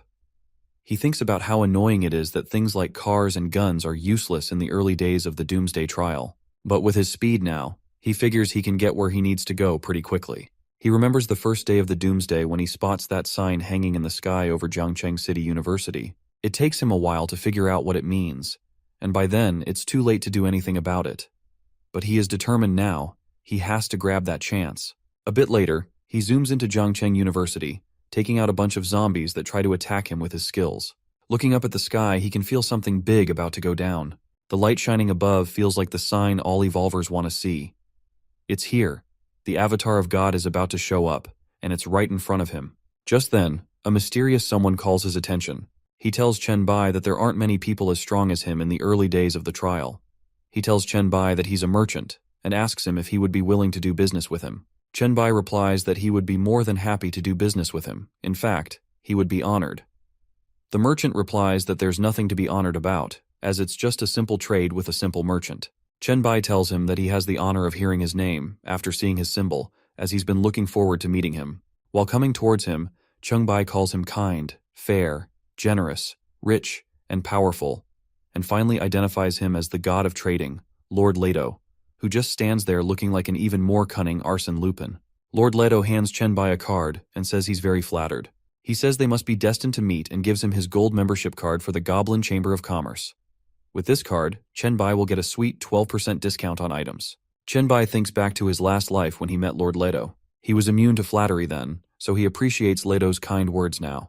He thanks Leto, saying he's just as generous as everyone said. Leto agrees and starts showing off his products. First up is the Great S Thunderwalker Scroll, a super powerful profession that channels thunder to smash enemies and is great for melee combat. The price? A hefty 500 W gold coins. Next is the S-Rank Reaper's Touch Legendary Sniper Rifle, crafted by the Dwarf God, which can only be used by firearm professionals. Chen Bai is surprised he recognizes the Thunderwalker profession scroll from his previous life. He remembers buying it along with many other valuable items. He apologizes to Lord Leto, admitting he wants to buy everything but just can't afford it right now. Lord Leto smiles, saying he's heard whispers about a treasure in his hands that every god wants, and no evolver could refuse it either. He tells the protagonist that if he invests in him, he won't regret it. The Goblin Lord materializes a seat and sits down, looking serious. He explains that any investment must be profitable, something all gods want. He asks Chen what makes him think he can give him more than it's worth. Lord Leto stares intently at the protagonist, making it clear that even admiration doesn't guarantee a good business deal. Suddenly, Chen Bai activates his skill, Bone Claws on his right hand, and then he uses Heavy Hammer on his left. He shows off his SSS class talent to Lord Leto, asking him to take a good look. Lord Leto gets very surprised as he sees the SSS talent. He is clearly impressed, and says that it's a unique talent, unlike anything he's seen before. Leto notes how interesting and tempting the Blue Star Trial Ground is, but says he's not ready to invest just yet. He stands up from his seat and decides to give the protagonist a chance. He warns him to cherish this opportunity, because if he weren't so gifted, and didn't carry the aura of another god, Leto wouldn't be considering this at all. Chen gets real excited and eagerly asks Leto if he can get that precious investment. Lord Leto waves a finger at him, shaking his head. He explains that talent alone isn't enough because it doesn't guarantee success. He mentions that among the gods, some have less than level talent but still thrive. To secure Leto's high-level investment, he needs to prove his worth through strength and growth. Suddenly, a mission notice pops up from the system. It says that the god of goblins and trading, Leto, has issued an SSS-ranked mission called The Ultimate Investment. Chen doesn't hesitate and quickly agrees. Leto flicks a coin in Chen's direction, explaining that once he completes the mission, he can use the coin to summon Leto's shadow. He hopes Chen Bai won't keep him waiting too long. The protagonist effortlessly catches the coin and calls out to Leto, asking him to show the treasure that all gods desire. Leto smiles and reveals the SSS-grade special item, the Dual Profession Scroll. This scroll allows the user to have dual professions, granting them attribute growth, bonuses, and skills from both professions at the same time. Chenbai got really excited at the sight of the scroll. Leto announces that the transaction is complete and it's time for him to leave. As he begins to disappear, he mentions that today's harvest was quite pleasant, and expresses hope that the protagonist can complete the mission. Once Leto is gone, Chen opens the mission panel. The description outlines what he needs to do to secure Leto's valuable investment. He must find a special copy at Zhangcheng University, defeat the creature inside that Leto is interested in, and obtain a part of its body to present to Leto. But Leto gets to decide the reward, and Chenbai thinks that's pretty clever for a god of trade.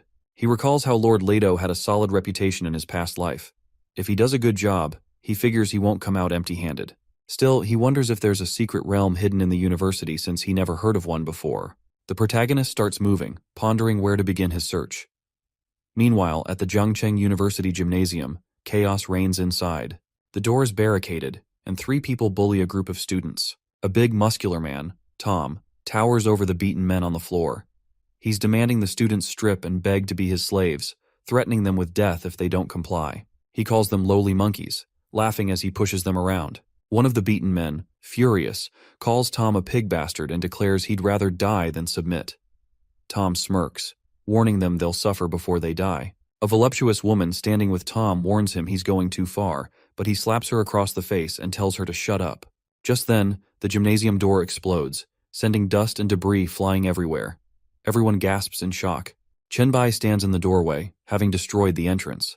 He calls out Tom, questioning him about the students. Tom, feeling proud, admits to it and challenges Chenbai, not realizing that Chenbai has already disappeared from his spot. Suddenly, Chenbai reappears right in front of Tom, using his bone claws skill. He slashes at Tom, telling him to go to hell. The other guy with Tom panics and charges at Chenbai from behind, throwing a punch.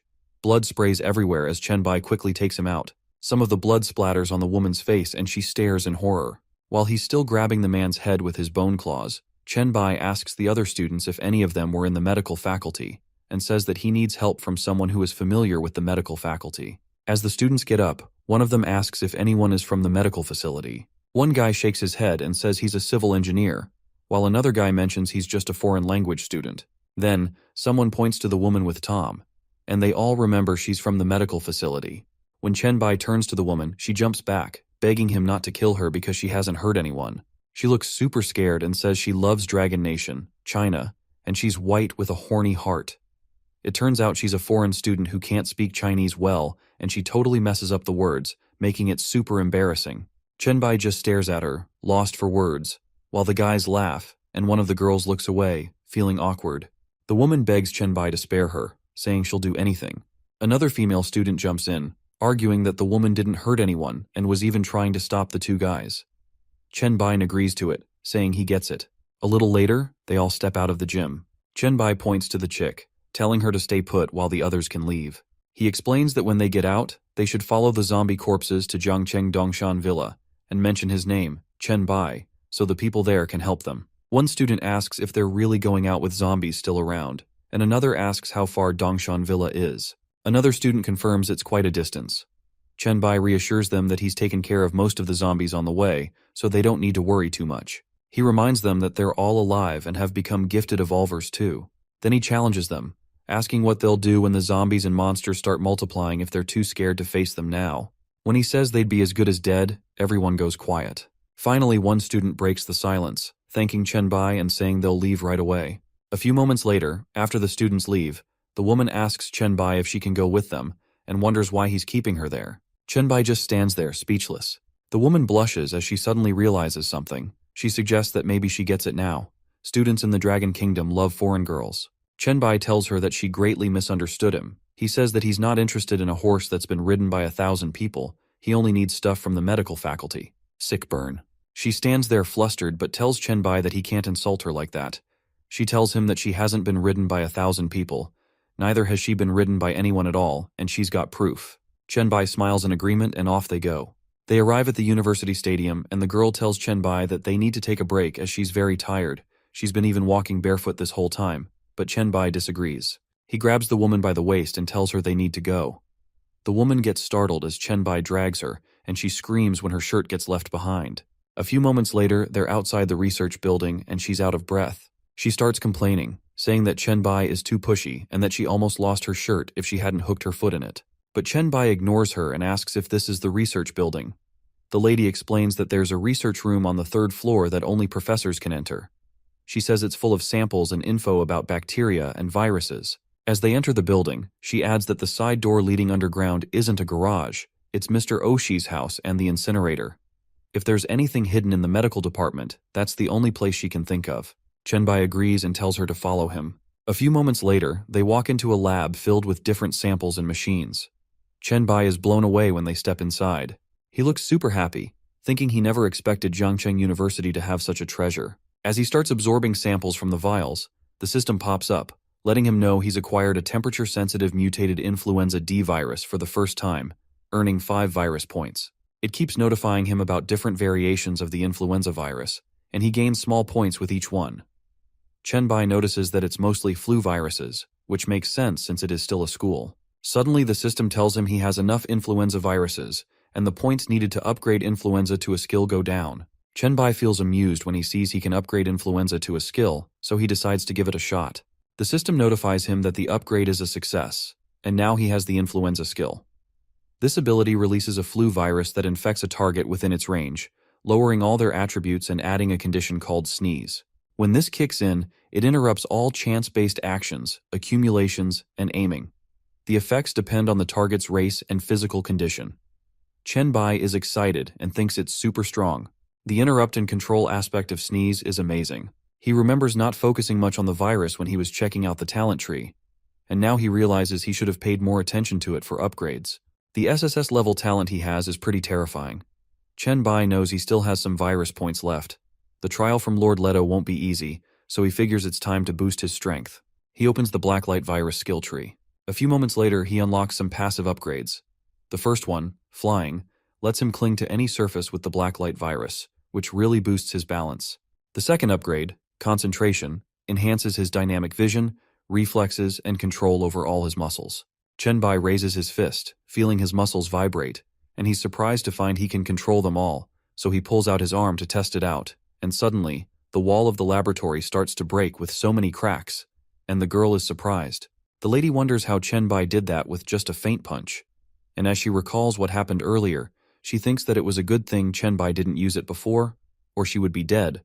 While on the other hand, Chen Bai thinks that he could see that if one could control their muscles, they could throw a blow regardless of size, and even a fraction of a millimeter is enough to throw a full power punch. When Chen Bai walks towards the woman, he notices her reaction, so he asks her what she was blushing about, and when the woman replies it was nothing, Chen Bai says that there's nothing for him there, so they should go to Mr.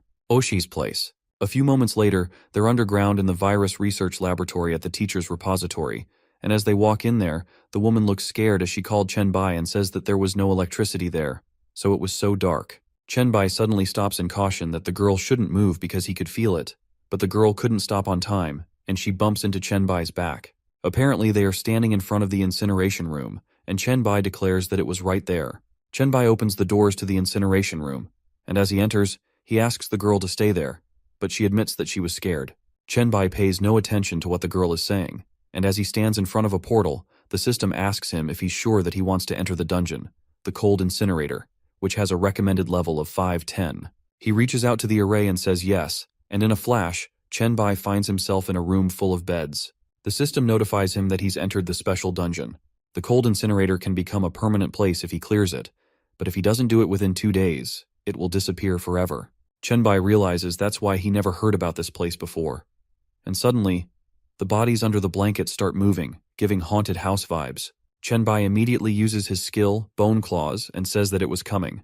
Some mutant zombie weirdos start jumping down from the ceiling.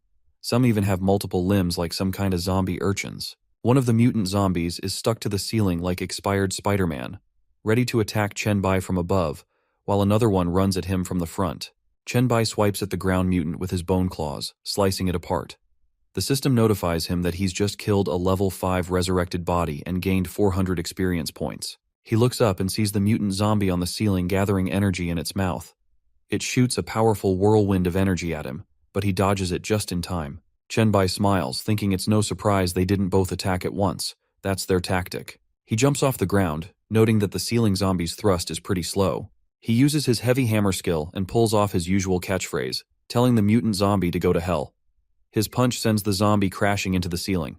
The system alerts him that he's just killed a level 7 Splicer infant spider and gained 1,000 experience points. As he lands back on the floor with the dead zombie, he shows excitement about how special this dungeon is, packed with experience points like some Minecraft XP farm. Seeing the other mutant zombies waking up from their beds, Chen Bai thinks it's time to hurry up. He's feeling pumped and shouts that the more, the merrier. As he attacks and takes out the mutant zombies one after another, the system keeps chiming in, giving him 401,000 experience points like it's a video game. A bit later, the system tells Chen Bai he's leveled up to level 4 and earned 2 free attribute points. But then he hears something banging hard on the incinerator door. Chen Bai moves closer and taunts it, saying all its minions are dead and wonders if he should come help it out. Suddenly, the door bursts open from the inside. Chen Bai's heart races as he watches a huge blob of a monster ooze out of the incinerator. He's totally freaked out, wondering how that piece of meat gives him the creeps. As the blob starts to grow limbs, he knows he has to kill that irritating piece of abomination before it fully transforms. When Chen Bai goes in for the attack, the blob's limbs quickly grow and block him. Not backing down, he uses his evolved flu virus and blows it right at the blob. As it starts to form a torso, the system pops up and says his skill has no effect. The blob attacks back, sending Chen Bai flying into the ceiling. He clicks his tongue, watching his flu virus fade away. Turns out he's up against a biomaniac that can heal itself. The biomaniac looks up at Chen Bai and jumps to attack him. Chen Bai charges back, and they start trading blows. But no matter how much damage Chen Bai dishes out, the biomaniac just heals up instantly. Chen Bai thinks he hasn't fought at full strength since being reborn, and if he doesn't get back in shape soon, he might get rusty. He decides he's going to use this biomaniac to get his groove back. 1 hour passes, and Chen Bai is still in the thick of it, but the biomaniac just keeps regenerating. Chen Bai, finding it amusing, asks if it has infinite regeneration. He uses his skill, Status Read, which resets his body to perfect condition, and he thinks it's time to test if this thing is really immortal. After another hour, Chen Bai manages to chop off one of its limbs. He notices it's taking a lot longer for the biomaniac to heal now and asks if this thing is ever going to stop being a pain in the booty and quit healing at some point. Another hour drags on, and the biomaniac's shaking like a leaf, flopping to the ground. Chen Bai, looking bummed, sighs, thinking he didn't get to have enough fun. An hour later, the poor thing has shriveled back to its blob form, looking all defeated. Chen Bai figures, yep, it's done for. He steps on the blob and it splatters everywhere like popping a gross water balloon. The system sends a notification, all official-like, telling him he just killed the level 8 boss, Biomaniac, and bagged a sweet 10,000 XP, leveling him up to 5. He gets 2 free attribute points and a heads up that the dungeon's cleared, so he can leave any time. The system also lets him know the cooled incinerator dungeon's now permanent, but it'll have a 3-day cooldown before he can jump back in. Then, the system casually asks if he wants to upload his dungeon run as a paid video guide, offering him the chance to hide his face, ID, and name. Chen Bai asks it to upload it but hide his mugshot. Meanwhile, over at Song Ziqiang's villa, Su Xin is chilling with her, healing her up. Song Ziqiang looks surprised when something white catches her eye, leaving Su Xin confused. Then, they both get a notification in their group chat. Turns out, someone named Evolver White, obviously Chen Bai, has dropped a nightmare-level dungeon-clearing video of the cooled incinerator for the low price of just 1 copper coin. Without hesitation, both Song Ziqiang and Su Xin agree, yep, they gotta watch that. And, well, they aren't the only ones. Everyone in Chen Bai's group chat is tuning in too. Some of the group members look super hyped, while others seem stressed out. Alin is absolutely shocked when she sees the video. She has to slow it down just to catch what's going on. One young guy in the group is over the moon, pumped up, thinking the fight was epic and fierce. Then there's the muscular dude who's not so sure about things. He's quite confused, wondering how the monster's recovery seemed better than Chen Bai's. He's thinking maybe Chen Bai shouldn't have fought that way. Meanwhile, a young lady is feeling relieved, happy to see that Chen Bai had fully recovered during the fight. Messages start pouring into the group chat, everyone buzzing. One person, known as Heir to the 5 Lightning Whips, that's one hell of a nickname. Another person boldly declares their undying love for Chen Bai, saying they'll always be ready for him. Someone named Leaf admits they've been bad and asks when Chen Bai's coming to Yingcheng, promising to give him a warm welcome. Tyrant sends one in. noting that Chenbai's ability to instantly heal seems pretty much unstoppable. Crow compares, realizing they struggle with just 10 zombies, and wonders if there's really that much of a gap between SS rank and SSS rank talents. I'm really not a sword fairy is having a hard time wrapping their head around how bosses at level 5 or 10 could be so tough. They're thinking it doesn't even make sense, asking how they're supposed to get to that level when they hit level 10. The only trash in the group jumps in, wondering if there's some hidden trick to beating the dungeon that Chenbai just blew past with his overpowered abilities. True Void totally agrees, saying Chenbai's strength is so ridiculous that he's pretty much shattered any normal way of solving the dungeon. Chenbai wraps up absorbing all the mutant zombies he just destroyed, and the system pops up with some good news. Turns out he's gobbled up some special complex mutant, which means he just scored 300 black light virus evolution points. He quickly explains to himself that the black light virus has its own points for evolving, separate from his regular virus talent points. Only thing is, those points only boost his black light virus abilities and skills. But hey, it's still pretty sweet. Then the system sends another notification. This time it's good news. His black light virus evolves, making his recovery speed shoot up by 300%. On top of that, it activates a passive ability, snagging the Biomaniac's skill, Greatest Cell Regeneration. The system says this passive skill lets him regenerate super fast by using up some of his stamina or energy, and if he ever loses a limb, boom, he can grow it back. He can even switch the regeneration on and off. Chenbai is stoked, thinking this is awesome because getting a passive skill is rare, and this one is a whole level up. Finally, he's itching to see what goodies the nightmare level boss dropped. He strolls over to the floor where 3 shiny items are just waiting for him to scoop them up. Chenbai takes a look at the loot and finds a level-unique Biodemon Professional Scroll. It's an evil profession that lets you absorb other living beings to level up, boosting your strength and recovery like crazy. But there's a catch. Absorb too much, and you risk your genes falling apart or mutating in ways you can't predict, probably turning you into an abomination yourself. The scroll needs an evolver to be level 10 with a physique over 15 to use it. Chenbai's impressed, thinking it's a risky but powerful class, though he's already got the black light virus going for him. Next, he finds a grade C genetic essence. This little vial promises to give a massive boost to physical stats, but can only be used once by each evolver. Not wanting to waste any time, Chenbai pops it open and drinks it down.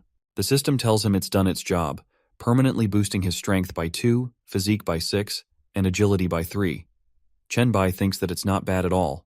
Then he picks up the last item, quite a strange one. Holding it up, he's not sure if it's a piece of equipment or some kind of special item. The system clears things up, telling him it's a grade D special defense faceless skin. It's got multiple genes and is great for defense, offering bonuses like plus 10 to agility, physique, and defense. Plus, it has a bunch of quirky perks like helping with saggy skin and letting you shape your body however you want. The longer you wear it, the more it improves your body, with extra benefits for women. It even allows you to change the color or shape of any part of your body after you put it on. Chenbai pauses for a moment, mulling over the description of the dynamic skin. He wonders if it's more of a body modification tool or just a really cool piece of gear. Right as he's about to store the faceless skin in his inventory, something clicks in his memory. He had picked up some other items earlier too. Chenbai looks at the rest of the loot, noting that most of it is just basic inner armor gear. Not great, but it'll do. Then his eyes land on a skill book, and he perks up. The system tells him it's a D-rank active skill, Active Cells, which boosts cell activity for a short period, massively improving recovery. But it has a 10-hour cooldown, and since the protagonist already has the advanced cell regeneration skill, the book is pretty much useless to him. He figures he can trade it later in the chat room. Life-saving skills like that always fetch a good deal. He grabs the leftover blob of meat, the boss's body, and figures it's time to get out of there. The mission's practically done. All he has to do is hand this over to Lord Leto. Chenbai's thinking how impressed Leto will be with how fast he wrapped everything up. As he's about to tap the system screen to exit, something clicks in his mind, and he stops. Chenbai realizes something's off. Leto isn't some random traitor wandering around aimlessly in the game. He had a reason for coming here. He remembers what Leto said when he left, that Chenbai was just an unexpected bonus. That means Leto's real goal had to be something else, maybe even tied to this special dungeon. But if that's true, why send a divine avatar down for such a minor thing?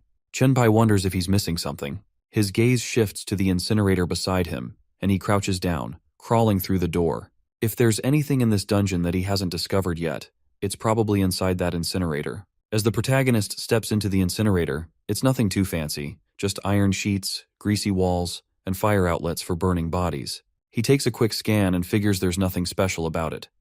But when he looks up and spots a huge hole above, he wonders if maybe what he's looking for is up there in the pipes. He immediately jumps up and starts making his way through the giant metal tube. A bit later, he's running through the pipe, and it's way longer than he expected. It stretches far beyond the room he came from. Just as he's settling into the rhythm of running, he suddenly stops in his tracks. Something is blocking the way. A dead end? He isn't buying it. Testing it with an elbow, he wonders whether this is really it, just a dead end. Before he can think too much, a creepy golden face pops up out of nowhere right in front of him. His reflexes kick in, and he punches the thing without thinking. But then the system notifies him that it's not a creepy thing, but an unknown mask, apparently tied to whatever weirdness is going on in the incinerator. The system says this mask has miraculous functions and effects, and now Chenbai's curiosity is piqued. He grabs the mask and stares at it. It's got no name, just a question mark. That's when he realizes it's probably a fragment of an SSS-class item, or maybe something related to a god. As he checks it out, he thinks, yep, this is definitely what Lord Leto's after. Now he just has to figure out a way to keep it for himself. As evening sets in at the Zhangcheng University underground incinerator, Chenbai steps out, only to be greeted by an excited woman who's been waiting for him. She rushes up to him, gushing about how strong he is after watching his video, and even blurting out that she loves him. Chenbai barely acknowledges it, more interested in asking if she's got any copper coins on her. She babbles something about others fighting zombies and having a last-ditch attack, but he's already lost in thought. Chenbai doesn't even know how many gold coins he's sitting on right now. But with the price to watch his video set at 1 copper coin, there must be a ton of people watching. As if on cue, the system updates him. He's got 869 gold coins, 93 silver coins, and 15 copper coins. It doesn't stop there. The count keeps ticking upward until it hits 912 gold coins, 75 silver coins, and 32 copper coins. Even then, Chenbai sighs. It's still not enough. He needs 1,000 coins to unlock the storage, which is protected by the will of the universe, and the only way to safely stash his items without them being detected. Looks like he's got to wait before turning in his mission. A bit later, Chenbai and the woman are making their way back to the Zhangcheng University Medical Faculty main building. She asks if they're heading to the Dongshan Villa area, which he mentioned earlier, but Chenbai shoots down the idea. Nighttime brings too many unknown dangers, so they need to crash somewhere safe first. The woman suggests they could find a high-class hotel nearby since it's not a holiday, and there won't be many people. Out of nowhere, she switches into a nurse outfit, but Chenbai just shakes his head, unimpressed. The woman quickly apologizes, explaining she thought he picked the hotel for reasons and wanted to see her like that. But Chenbai's already over it. Chenbai admits he'd like to see something like that, but isn't into what she's wearing at the moment. The woman, eager to please, rushes off to change and comes back in a police outfit. Chenbai looks at her and immediately critiques that she doesn't have the spirit for it, telling her to try again. She switches into a teacher's outfit next, but he shakes his head, pointing out that it's pretty ironic since she's actually a student and not behaving very teacher-like at all. Time for another change. Next up, she slips into a school uniform. He raises an eyebrow, wondering if there isn't something a bit more interesting in her collection. After another quick switch, she appears in a quite cultured-looking cat costume, giving Chenbai a little twirl for approval. He pauses for a moment, considering it, and finally seems satisfied. He admits it's not bad and declares that she'll be his pet for the night, asking her to come closer. A bit later, the woman is fast asleep on the bed while Chenbai sits up, feeling it's time to get back to standing on business. He decides to enable the storage function, and the system promptly notifies him that his storage space has been opened, costing him 1,000 gold coins. It also tells him that the space is totally secure, protected by the will of the universe, and he can choose his successor. The system adds that no one can detect the storage using any ability or skill, making it completely private and secret. The unknown mask is now safely stored inside. Seeing the notifications, Chenbai figures it's time to move on to the next phase of his mission. He flicks the coin Lord Leto gave him, and mid-air, it starts creating a portal. The system notifies him that it's summoning our very own god of goblin and trade, Lord Arsene Lupin Leto. Chenbai is patiently waiting for Lord Leto to show up, standing outside a hotel, reflecting on an old saying from his past life. When dealing with Leto, emotions are part of the bargaining chip, meaning Leto tweaks the rewards to match the emotional investment of the person involved. Of course, this only applies if you're valuable enough in Leto's eyes, and Chenbai figures he's done enough to qualify. He grips the lump of meat in his pocket, ready for the exchange. Lord Leto finally arrives, saying that he was a bit surprised as he wasn't expecting Chen Bai to summon him so quickly. He asks if Chen Bai's completed the task to prove his skills. Chen Bai casually tosses the lump of meat over, confirming it's done, and that this is the proof, a piece of the creature from the dungeon, as requested. Leto stares at the lump for a moment, a bit thrown off by its appearance. The meat is all shriveled and dry, definitely not fresh. Leto, clearly curious, notes that it looks like the thing's been dead for a while. He questions why Chen Bai didn't call him right after finishing the job last night. Lord Leto throws Chen Bai a question about whether he really wanted that scroll so badly. Chen Bai, clearly irritated, explains that he's been struggling with the situation. He goes on to say how much he respects and admires Lord Leto, but asks why the dungeon's difficulty was kept secret from him. Playing the role of the frustrated adventurer that wasn't given enough info, Chen Bai acts upset, saying that only when he got inside did he realize it was a nightmare-level dungeon. Without his tricks up his sleeve, he'd have been a goner for sure. Lord Leto listens but doesn't apologize right away. Instead, he calmly explains that the challenge was intentional. It was part of the test. He couldn't just hand over a treasure to someone who couldn't handle a curveball or two. Lord Leto asks Chen Bai if he now understands the logic behind it. Chen Bai pauses for a moment, sighs, and admits that, yeah, he gets it. He then asks what the reward is and what the next task will be.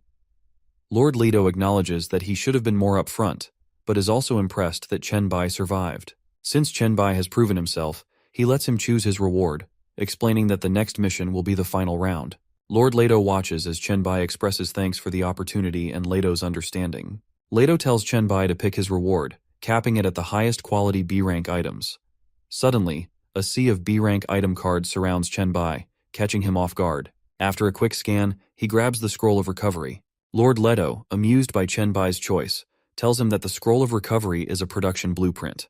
He praises Chen Bai for knowing what he wants and having clear goals, then assigns him the final task. Chen Bai is very surprised as he sees a task alert pop up in front of him. It's a message from the system, saying that Lord Leto has issued an SSS level task called Ultimate Investment, the final round. The catch? He has to snag 2 SSS level profession scrolls. The protagonist gets very curious. 2 of those bad boys? Those were definitely way too hard. He argues that even gods don't just pop out with SSS level professions. Leto says that he knows, after all, his first profession was a measly level 1. He goes on to explain that these scrolls are his best treasures, so they gotta go to the best candidates. If not, he's gonna have a hard time letting go. Realizing he's got no way out, the protagonist reluctantly agrees to take on the task.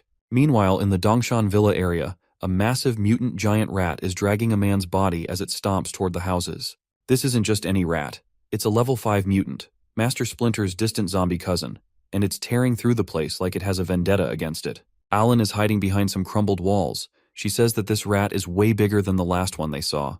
She reports to her team that 2 squads have already been wiped out by it.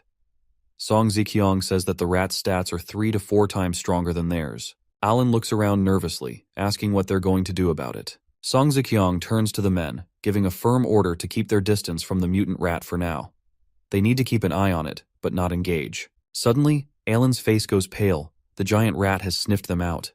It charges straight for the wall they're hiding behind. Aline instantly jumps into action, moving to shield Song Ziqiang, shouting at everyone to get out of the way. Alan's warning comes just a moment too late as the mutant giant rat crashes into the ground, sending the other men flying like ragdolls.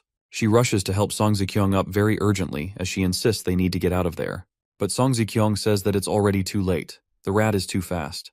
As if to prove her point, the mutant giant rat suddenly pulls up above them, saying the grace for the delicious-looking meal. Just when all seems lost, a portal opens up in the sky, filled with bolts of electricity. Chen Bai emerges, effortlessly kicking the giant rat back down to the ground with a force that leaves everyone stunned. Song Ziqiang feels so much relief as she spots Chen Bai, calling out his name like the main man has arrived. Chen Bai surveys the chaotic scene, saying that it feels like he's come back in time. He quickly instructs Alan to gather the men to clean up the battlefield and ensure that those who died are properly compensated and rewarded. But they're dead. How's he gonna mail them their rewards? A ghostwriter Uber. He turns to Song Ziqiang, telling her to come back with him so they can discuss the situation in detail. Back at Song Ziqiang's villa, Chen Bai scans through a report. He sees that the zombies have been cleared out and that they were in the process of checking the area when those mutant rats appeared. He notes that the original location of the rat problem was east of the villas. Lu Li, looking flustered, apologizes and explains that the rats showed up unexpectedly, destroying 6 warehouses and causing over 100 casualties. Luli hands Chen Bai another document, detailing the specific list of damages and losses. As he examines it, Chen Bai says that Luli has been doing a solid job and clearly hasn't been resting. He tells her to take a break while he goes out to deal with the remaining mutant rats in the villa area and figure out where they're coming from. Song Ziqiang expresses gratitude for Chen Bai's concern, but suggests that it wouldn't be wise for everyone to rest when he still needs assistance. She offers to recommend someone to help him, to which Chen Bai readily agrees. Song Ziqiang calls for someone named Ling Hu to come in. The door creaks open, and a hot chick walks in. Song Ziqiang introduces her as Qin Ling Yu, saying she was rescued during the villa cleanup and that they've known each other for a long time. She mentions Qin Ling Yu is a lawyer who can help with rules and is willing to join Chen Bai's group. Chen Bai lets her stay and tells the others to go rest. Now, only Qin Ling Yu and Chen Bai remain in the room. Blushing, she offers to help him with anything he needs. Chen Bai, remembering she's known for being sharp-tongued in her job, raises her chin and asks her to show him just how sharp she can be. Qin Ling Yu quickly agrees, very much ready to get down to blowing business. After the oral sausage service, Qin Ling Yu kneels before Chen Bai, calling him master and thanking him for the sausage reward. Chen Bai compliments her skill, feeling satisfied. Standing by the large window, he tells her to come over. She agrees but surprises him by bending over while making a request. He questions her about her posture and whether she heard what he just said. Qin Ling Yu apologizes, explaining that her B-level skill, focus, boosts her thinking speed and sensitivity, but blocks out outside noise. Chen Bai repeats that he called her over because she could see all 3 areas of Dongshan, including the villas, high-end spots on the hillside, and lower mountain neighborhoods. He wants her to make rules for each area. She confirms she can handle it and asks if he has other requests. Chen Bai says he's curious about her abilities and suggests testing how far her senses can go when she focuses on her feelings. Blushing, Qin Ling Yu agrees and uses her skill, bending over once more to signal she's ready. The place was echoing with so much happy noises, but by the next morning, Chen Bai stands at the Dongshan sewerage outlet with Song Ziqiang, Aline, and a bunch of other dudes. He explains how he discovered the spot through architectural drawings and traces left by mutant rats, eventually leading to their lair. Even though he could take care of the rats alone, he wants to train reliable men who can protect everyone and earn his trust. That's why he brought them along, to level up. Everyone, including Song Ziqiang and Aline, kneels and calls him master, ready for the challenge. Chen Bai finds it weird having a bunch of men call him that, so he tells them to refer to him as Brother Bai from now on. Seeing their excitement as they agree, he feels satisfied. Chen Bai moves ahead, standing in front of the fence blocking the sewer outlet. He easily rips it off and signals them to begin. Suddenly, the system notifies him of a special mission, sewer hosts. He asks if the others received it too, and Song Ziqiang confirms they did. Alan explains the mission involves killing all mutant rats, including the Rat King, and investigating the source of their mutations. The rewards depend on how well they complete the task, and one of the men says they also got the mission. Entering the sewer, Song Ziqiang talks about how dark it is, glad she had torches prepared. Chen Bai says that it's cleaner than expected, considering the circumstances. Chen Bai hears some rustling ahead and quickly signals everyone to stay sharp.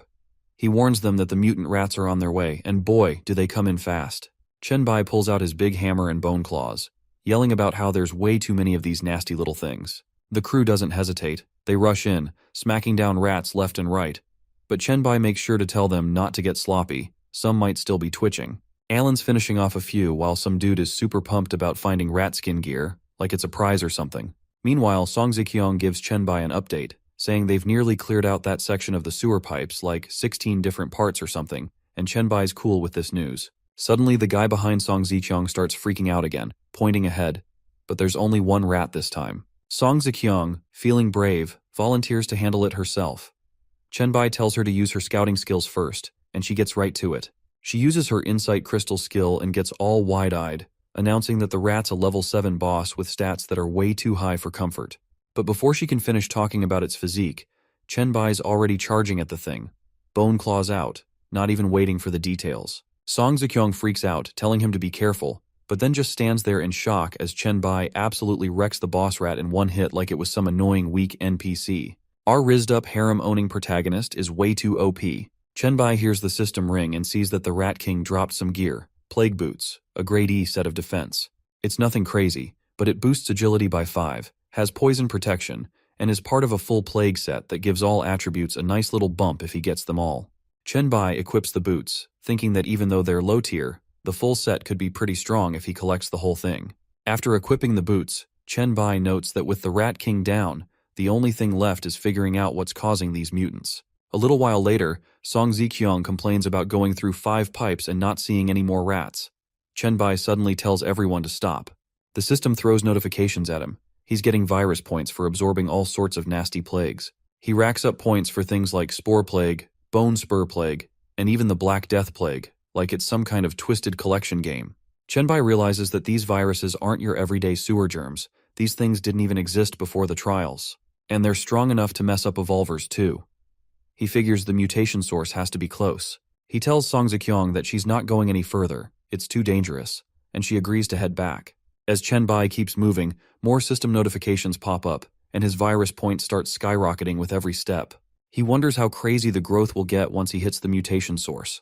Chen Bai rounds the corner in the pipes, announcing that he's right on top of the source. As he gets closer, he spots a mysterious corpse, with its face all twisted upside down, looking like a bootleg Orochimaru cosplayer gone wrong, holding a scroll that's oozing poison. The whole area around it is drenched in toxins, and Chen Bai, instead of being grossed out, smiles like he's hit the jackpot. He stands there, staring at the corpse that's tied in place, wondering if this messed up body is what's been pumping out the mutation and plague viruses. He's genuinely surprised by how chaotic it looks, and worse is that he thinks this place might just be heaven for him. The protagonist checks out the corpse. According to him, he was basing it on the concentration of the plague virus, and then it hits him. The source is that scroll the corpse is holding. He reads the title and figures out it's from some cult called the Plague Cult, which he's never heard of in his previous life. He shrugs it off and gets hyped, thinking that after absorbing all those nasty viruses, he'll level up big time. Without a second thought, he uses his virus absorption on the scroll, but right when he does, his hand mutates like a scene out of a horror movie. He's caught off guard, swearing under his breath, as his hand morphs with 2 types of energies swirling around him like a bad special effect. After a second, his hand snaps back to normal, and the corpse collapses. The system LRTs him know that the special mission sewer host is complete, with 2,000 experience points added. A random reward pops up, and he gets a weird item called Wall of Flesh. As if that wasn't enough, a freaky symbol shows up on his palm, and the system notifies him it's the Seal of Plague, proof that he's now a core member of the Plague Cult. This seal is crafted from loads of deadly plagues, and it's like a radar, reacting if another seal is nearby. Chen Bai's left speechless. But then the system throws another revelation at him. He's not infected by the plague, but got the seal instead. And that means he's now triggered a new mission, difficulty level SSS. The description shows up, revealing that the plague cult sacrificed old gods and brought in all sorts of treasures to this world for their prophesied true god. Since Chen Bai now holds the seal of plague, he's got a shot at becoming that true god. But first, he's got to find the cult members, especially a plague bringer, and take on their tests. Chen Bai can't believe he's got a crazy SSS mission on his plate now. Chen Bai checks out the mission description and realizes it's tied to godly power. He thinks about becoming the god of plague, thinking that would give him enough strength to take on anything. He swears he'll track down the plague bringer no matter what. Suddenly, a portal pops up in front of him, and Chen Bai notes that a dungeon is being created. The system tells him that a hell difficulty dungeon called Plague Sewer is being generated, with a countdown of 29 days. Seeing the hell difficulty tag, Chen Bai compares it to the nightmare level cold incinerator, and figures this one's going to be even more intense. Because of it taking a full month to generate, he decides he'll check back later when it's ready. Meanwhile, Song Ziqiang is caught off guard by another portal appearing in front of her. She announces that a dungeon of the Dongshan sewer area has been generated, but this one's normal difficulty, with recommended levels of 1 to 10 and limited to 3 entries per day. Chen Bai appears next to her, saying that it's perfect for her to level up. After regrouping, Song Ziqiang says that she's already sent word for people to come and grind in that dungeon, since the limit means no time should be wasted. And Chen Bai praises her for organizing things so quickly. 20 minutes later, everyone's assembled at the entrance to the sewer dungeon. Chen Bai takes charge, reminding them that the space inside isn't big, so groups of 4 to 8 should be okay. He also says that survival is priority number 1, with profit coming second. Everyone agrees, ready to dive in and level up. Chen Bai tells the 3 ladies, Song Ziqiang, Su Xin, and Alin, that they'll enter the dungeon with him, but he's not lifting a finger unless it's absolutely necessary. They all agree to handle things themselves. Chen Bai suggests they team up and join his chat group. The system notifies Song Ziqiang that Evolver number 1 has invited her to join White Emperor Palace. She's surprised to see number 1 is Chen Bai, but he explains that the numbering just refers to the order in which people become evolved, so no big deal. Out of nowhere, Songgae pops up looking really pissed. She demands to know why she wasn't invited to the chat group. Chen Bai, not even fazed, bluntly tells her it's because he didn't invite her. Classic nonchalant diseased head. He leans over her, making it clear this chat group is for his harem, only for those loyal and strong enough. Hot enough, too. He teases her for being terrified of a zombie before, clearly implying she doesn't cut it. Songgae, flustered and remembering her fear, tries to save face by saying she's not a little girl anymore, and she's ready to prove herself. Chen Bai tosses some gear her way, telling her to gear up and head into the dungeon so he can see if she's actually grown up. A bit later, Songgae sneaks into the dungeon, creeping behind a couple of mutant rats. She confidently stops Alan and Song Zikyong from helping, saying that she's standing on business alone this time. Meanwhile, Chen Bai casually talks with Lu Li, mentioning he still doesn't know what her and Songgae's talents are. Lu Li shares that she has a B-level illusion skill, which lets her create phantoms from her imagination, though it's more of a support ability in combat. She tells him about Songgae, revealing that her talent is C-ranked and boosts her growth rate for experience and proficiency by 50%. Chen Bai says that while growth acceleration is useful, it's not as combat-ready as Lu Li's phantoms. Lu Li agrees as they both watch Songgae charge at the rats, ready to prove herself. Songgae takes out those mutant rats pretty quickly and, feeling confident, asks Chen Bai how she did, proudly stating she killed 3 all by herself and that those rats were way tougher than zombies. Chen Bai casually says it's not bad, and, since she's trying so hard to join his harem, he'll make an exception for her. Songgae, blushing, tries to play it off, saying she doesn't want to join his harem, she just wants to prove herself. Chen Bai doesn't miss a beat and immediately agrees, saying he respects her choice, so he won't bother sending her an invite. This catches Songgae off guard and she starts to panic. She asks him to hold up, and when Chen Bai calmly asks what's up, she gets all bashful, saying it's nothing, but she just wants to join in, and asks if she can still get an invite. The tsundere vibes be looking really forced here, but let's enjoy the harem show. Chen Bai, being his usual teasing self, says she seems hesitant, so maybe he won't bother after all. Songgae, now lost for words, just stands there staring. Song Zikyong jumps in to save her, asking Chen Bai to quit messing with Songgae. She explains that Songgae's whole attitude earlier was because she was mad about introducing Chen Bai to Qinling Yu instead of her. Someone's jelly. Chen Bai, showing some mercy, jokes that for her mom's sake, Songgae should just accept the invite. The system notifies Chen Bai that Evolver number 10,261,521, Songgae, has officially joined the White Emperor Palace. Songgae, suddenly looking super happy, announces she's off to kill more monsters, walking away like she just won the lottery. Chen Bai smiles with aura, calling her a thunderous little princess. Song Zikyong, laughing, says that Songgae talks big, but doesn't really mean half of it. She tells Chen Bai not to worry, just to wait until they finish the dungeon and head back to the villa. Song Zikyong then slyly mentions that she made a promise to make Songgae call Chen Bai daddy. Chen Bai is a little surprised, noting that she's pretty decisive. Song Zikyong replies that she has to be, times have changed, and for a spoiled girl like Songgae, having someone like Chen Bai to call daddy would mean the world to her. In a luxury suite somewhere, a hot lady is soaking in a bathtub, thoroughly enjoying herself. She stretches out, thinking about how comfy life has become, especially with the world ending around her. She thanks her group leader for all the advice that made it possible for her to live like this. Just as she's fully relaxed, a system alert pops up, grabbing her attention. It announces that Chen Bai's team has cleared a normal-level dungeon in the Dongshan sewer, and there's a video of it that's available for 10 copper coins. She gets very surprised when she sees Chen Bai in the video thumbnail. Recognizing him as their group leader, she's instantly hyped, talking about how he's cleared another dungeon. She's never seen a dungeon before and can't wait to watch, but when she sees the 10 copper coin price tag, she complains that she might go broke, but at least she's going for broke. Still, curiosity wins, and she buys the video. As she starts watching, she notices the faces of the people in it are hidden, which only makes her more curious.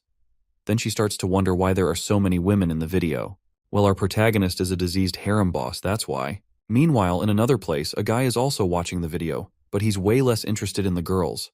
He skips through most of their fighting, wanting to see Chen Bai in action. He says that the girls are talented, but not all that great in combat. Another guy watching about how tough the monsters in the deeper parts of the dungeon are, and doubts the girls can handle them, even with Chen Bai's guidance.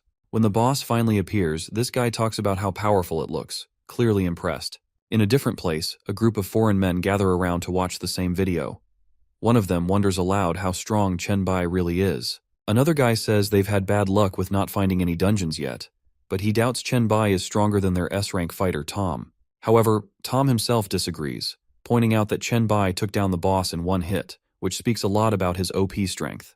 Back in the suite, the lady is lying on her bed, totally captivated by what she's watching. She's blown away, seeing Chen Bai casually destroy a level 10 boss and realizing just how powerful he really is.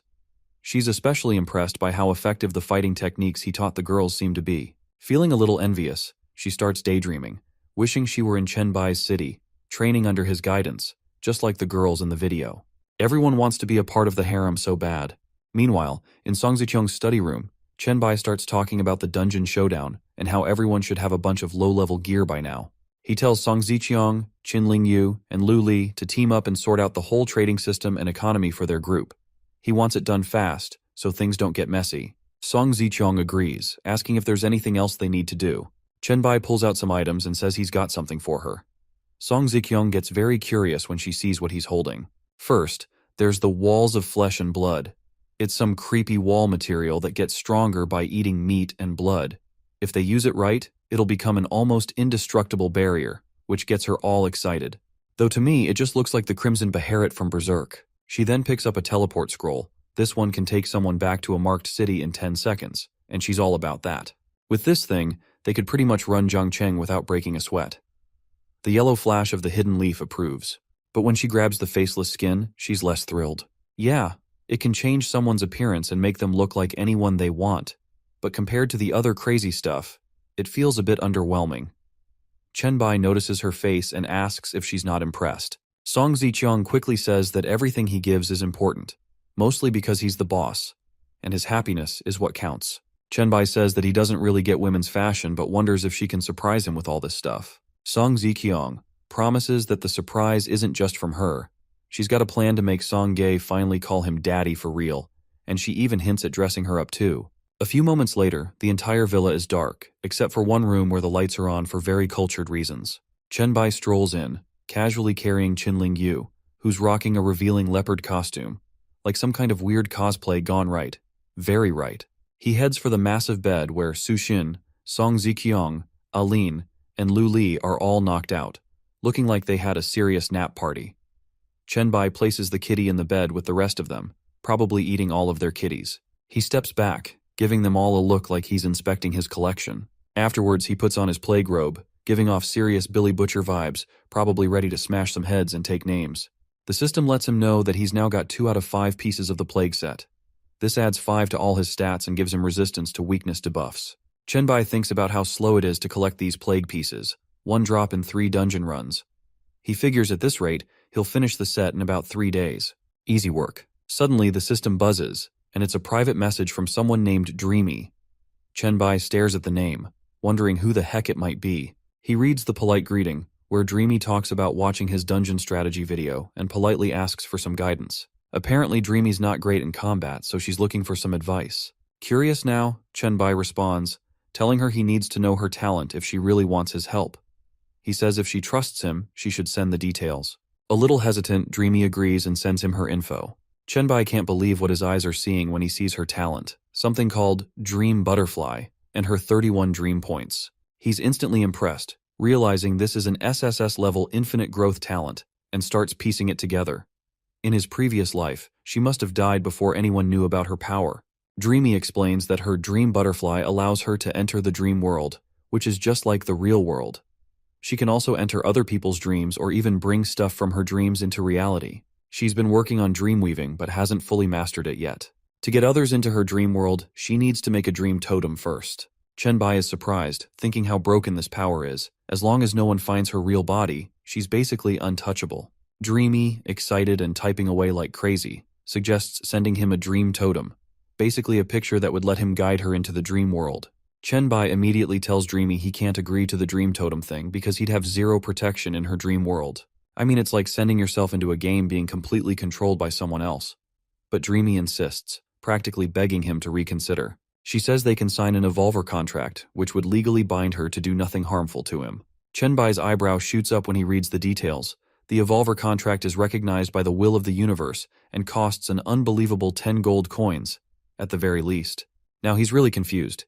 If she has 10 gold coins lying around, why does she even need his combat tips? Dreamy explains that the monsters she kills in the dream world die in real life, and she can adjust how often these monsters drop loot by tweaking things through her dream weaving ability. She's managed to save just enough gold, but she also mentions she could sweeten the deal by throwing in some extra goodies like the DL skill book, spiritual perception, and a city building order from the great F. Chen Bai is impressed. This power of hers is no joke for real, and honestly, it might even rival his Virus King abilities. Dreamy's getting more desperate, explaining that even though she's practically a god in her dreams, in reality, she's fragile. She's convinced that if she doesn't improve her real-life combat skills, she's toast. Chen Bai agrees with what she's saying. Her talent is insane, but without any physical strength or combat prowess, she's got a massive weak spot. He tells her to go ahead and send the Evolver contract. If she's willing to sign it, he'll help her out. After all, with a talent like hers, she'd be a valuable asset.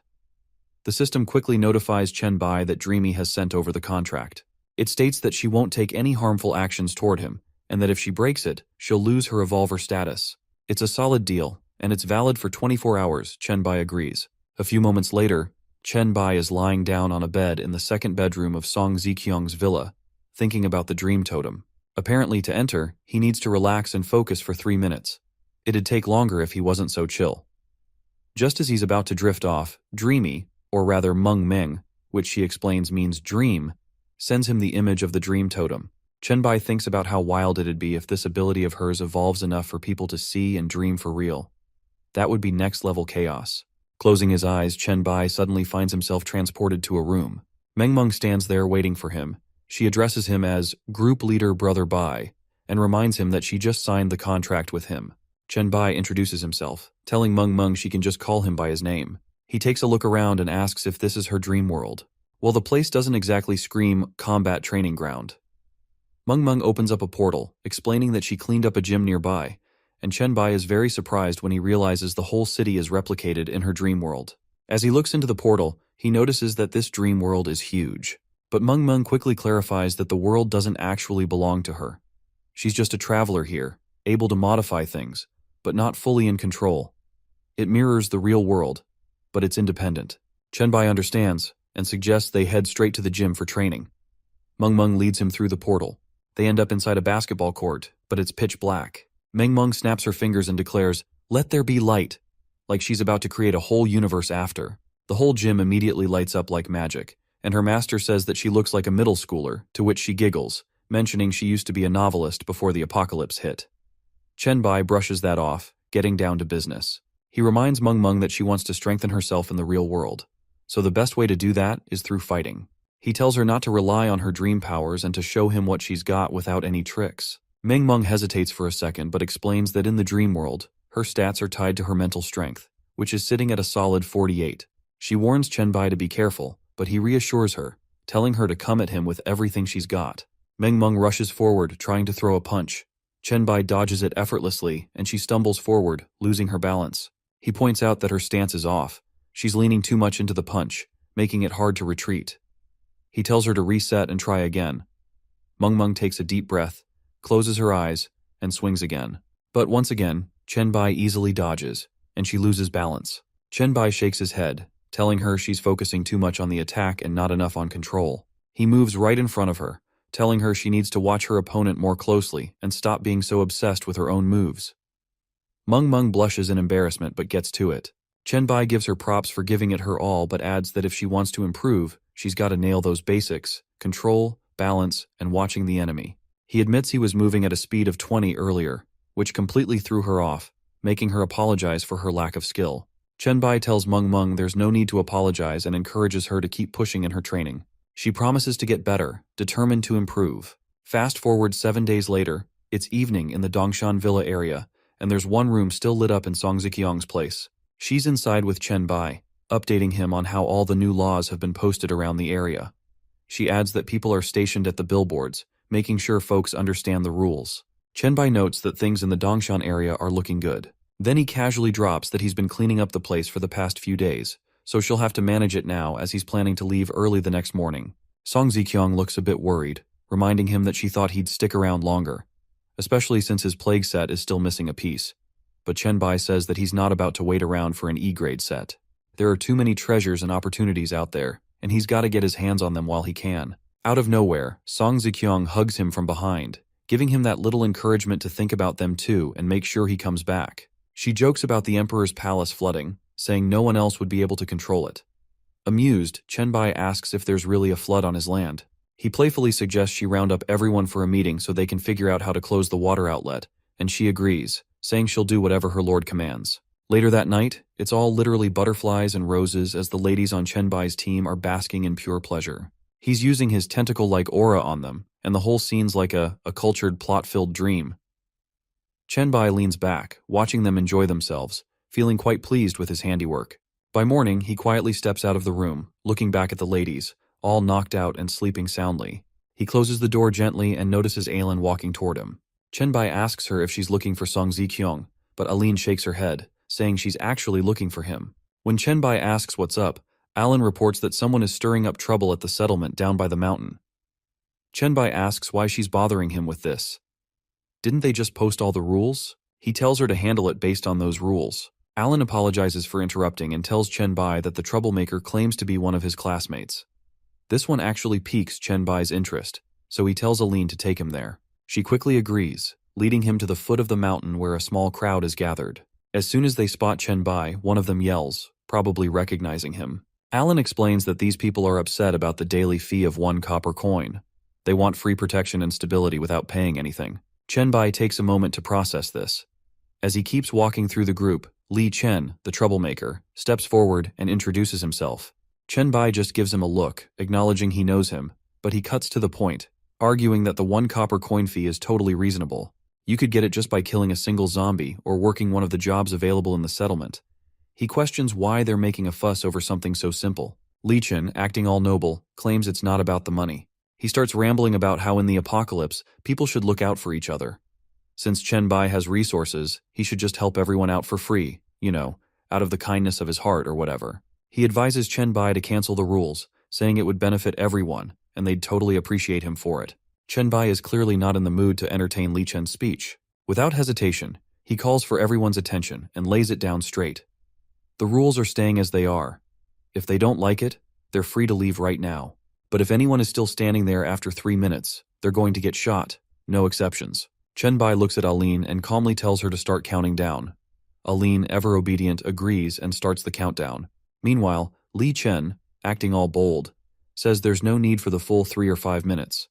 He refuses to leave, bragging that he's trying to save money for everyone so they'd support and thank him. But one of the guards is already fed up with the nonsense. He snaps back, saying that 1 copper coin isn't a big deal. He calls out Li Chen for being either too cheap or too lazy to earn it, and declares that people like that don't deserve protection. Another guard jumps in, mocking Li Chen by calling him trash and saying if he can't even scrape up a copper coin, he might as well become a guard dog for 2. A third guard, clearly enjoying the banter, tells Li Chen to get lost since he doesn't belong with the camp they worked hard to build. Li Chen's face turns red with anger. He shouts that he'll leave if he has to, but threatens that Chenbai will regret kicking him out. That's when Chenbai, with a chilling calm, orders him to wait. Li Chen, thinking Chenbai is having second thoughts, smugly asks if he already regrets his decision. But before he can say anything more, Chenbai uses his bone claws skill. Swiftly, he swings his claws at Li Chen, who doesn't even have time to react, cutting him in half like a chocolate bar. Blood sprays everywhere, and Li Chen drops to the ground, lifeless, leaving the crowd in shock and fear. Chenbai casually says that Li Chen was actually right. When someone holds a grudge against him, they really do end up regretting it. Alan announces that there's just 1 minute left. She asks if anyone else plans to leave, and one guy quickly drops to his knees, begging for forgiveness and promising to follow the rules from now on. He pleads for a second chance. Chenbai, impressed by the guy's survival instinct, tells him he's smart. He then says for 5 copper coins, things will go back to normal after a month. The man eagerly agrees, thanking Chenbai over and over again. Soon the others follow, asking for the same chance. Chenbai hands everything over to Alan, who assures him she'll take care of the situation. As he walks away, he gets startled by a message from Meng Meng. She tells him that she's struggling to improve her abilities in the real world, even though her spiritual energy is increasing. She complains that she doesn't have any offensive skills. Chenbai advises her to be patient and promises to help her find some books on spiritual energy attacks. When Meng Meng asks where he's based, Chenbai casually tells her. She's suddenly all excited, saying that they're actually super close. She's living in Wuchang.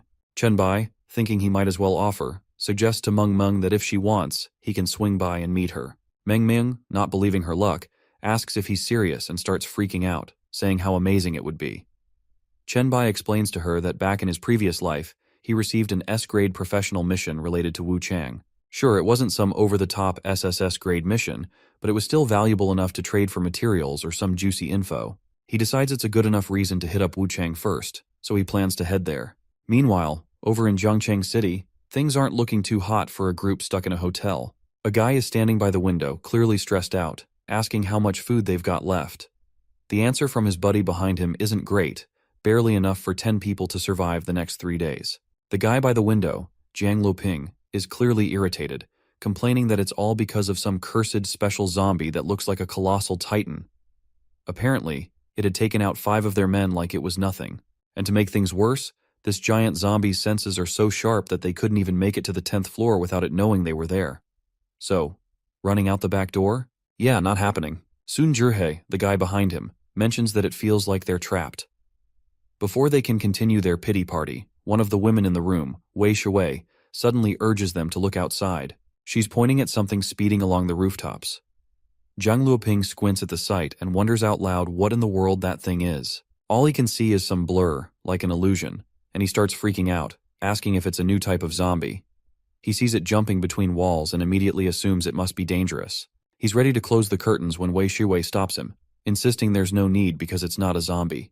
She swears it's a human. Sun Zhihe, hearing that, can't believe his ears. He questions how that could even be possible. Jiang Luoping is skeptical too and asks if she's sure she didn't get it wrong.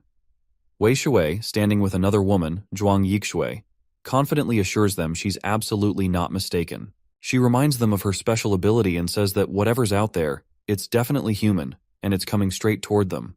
Chen Bai lands on a building close to where the special zombie is lurking, and almost immediately, the creature senses him and goes into full alert mode. Seeing that the special zombie is actually a tyrant, our hero feels real pumped. He hadn't expected to run into a tyrant, but it's a welcome surprise since he just so happens to have a weapon plan that needs a tyrant's bone. As the tyrant roars at him, ready to fight, Chen Bai quickly realizes he can't use his heavy hammer. Doing that might mess up the bone drop rate.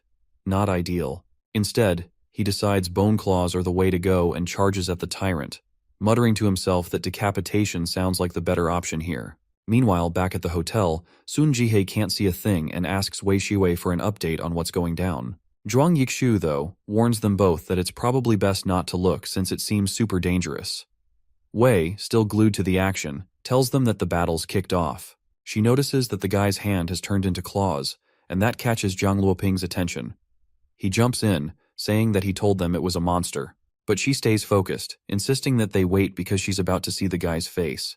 In the thick of the fight, the protagonist handles the tyrant with ease, making quick work of it with his bone claws. The massive zombie hits the ground, defeated. The system in his head kicks in, notifying him that he's just taken out a mutated elite zombie enhanced for offense and defense.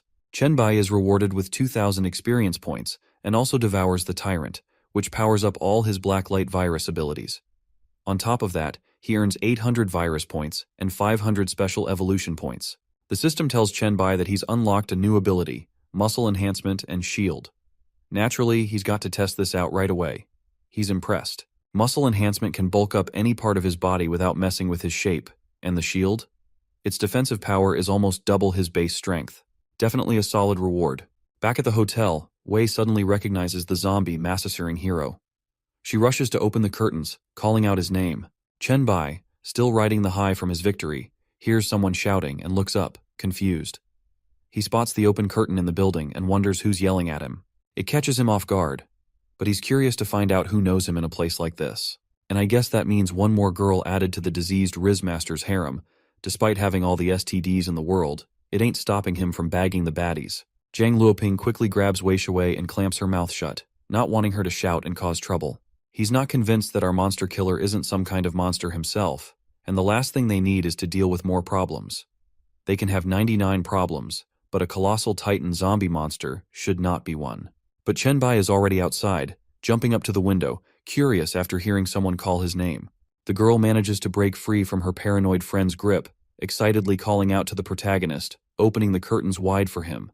Chen Bai climbs through the window and immediately recognizes her as someone connected to Song Ge. He casually pieces together who she is. Wei, clearly happy to see him, eagerly asks about her friend, wondering if she's okay. Later on, they're all sitting around a table in a hotel in Jiangcheng. Chen Bai explains to the people gathered there that he's been busy establishing a settlement in the Dongshan village area. He talks about how it's now home to hundreds of people, with Song Ziqiang helping him manage things, ensuring that Song Ge is perfectly safe. Wei listens, visibly impressed by everything he's accomplished. Jiang, on the other hand, is staring at him. He is indeed amazed but also in doubt. His two buddies sitting next to him, equally skeptical, start questioning him. They can't believe Chen Bai could have set up a settlement with hundreds of people, and they find it even harder to accept that Song Ziqiang, the queen of Jiangcheng, is involved. Chen remains unfazed, sitting there casually, his legs crossed, as he reassures them that they'll see for themselves soon enough. He knows it's easy to verify, so he's not bothered by their disbelief. Just then, the door bursts open, and a boy in a blue shirt walks in, calling out for our hero. Chen turns to see it's Qi Zheng, followed by two other familiar faces, Li Feng and Zhao Mu, his classmates from the hospital. Jiang, who had been skeptical earlier, now smiles like he knew something was up all along. Zhao, wearing a red shirt, looks thrilled to see their old friend, calling out to him with relief. Chen stands up, greeting his classmates with a smile, asking what they're doing there. They approach, and Jiang throws an arm over Chen's shoulder, explaining how, when everything first went down, he had led a group of students to help Wei Xiaolu, who was working part-time at a script-killing shop. Zhao says that they were hoping to catch Chen to see if he had any time to hang out. But Li Feng cuts in, saying Chen's probably busy doing something important. Chen just asks if there are many of their classmates from Zhong University hanging around. He casually invites them to come check out his settlement in Dongshan village, but adds that there's a little rule they gotta follow, handing over a copper coin each day. He asks if they think they can manage that. Zhang tells the protagonist if that colossal monster hadn't trapped them in this hotel, they might have stumbled upon a stash of gold coins. But he knows the way to the settlement is a total gamble, so he asks if Chen can come along to help them out. Chen tells them that he's got some things to take care of, but he assures them that he only spotted one tyrant on his way to Dongshan, so they should be good. Zhang asks if that means it's not your run-of-the-mill monster. Chen opens his inventory panel and plops some translucent blue items on the table. He hands them out, saying they're low-level items he doesn't need.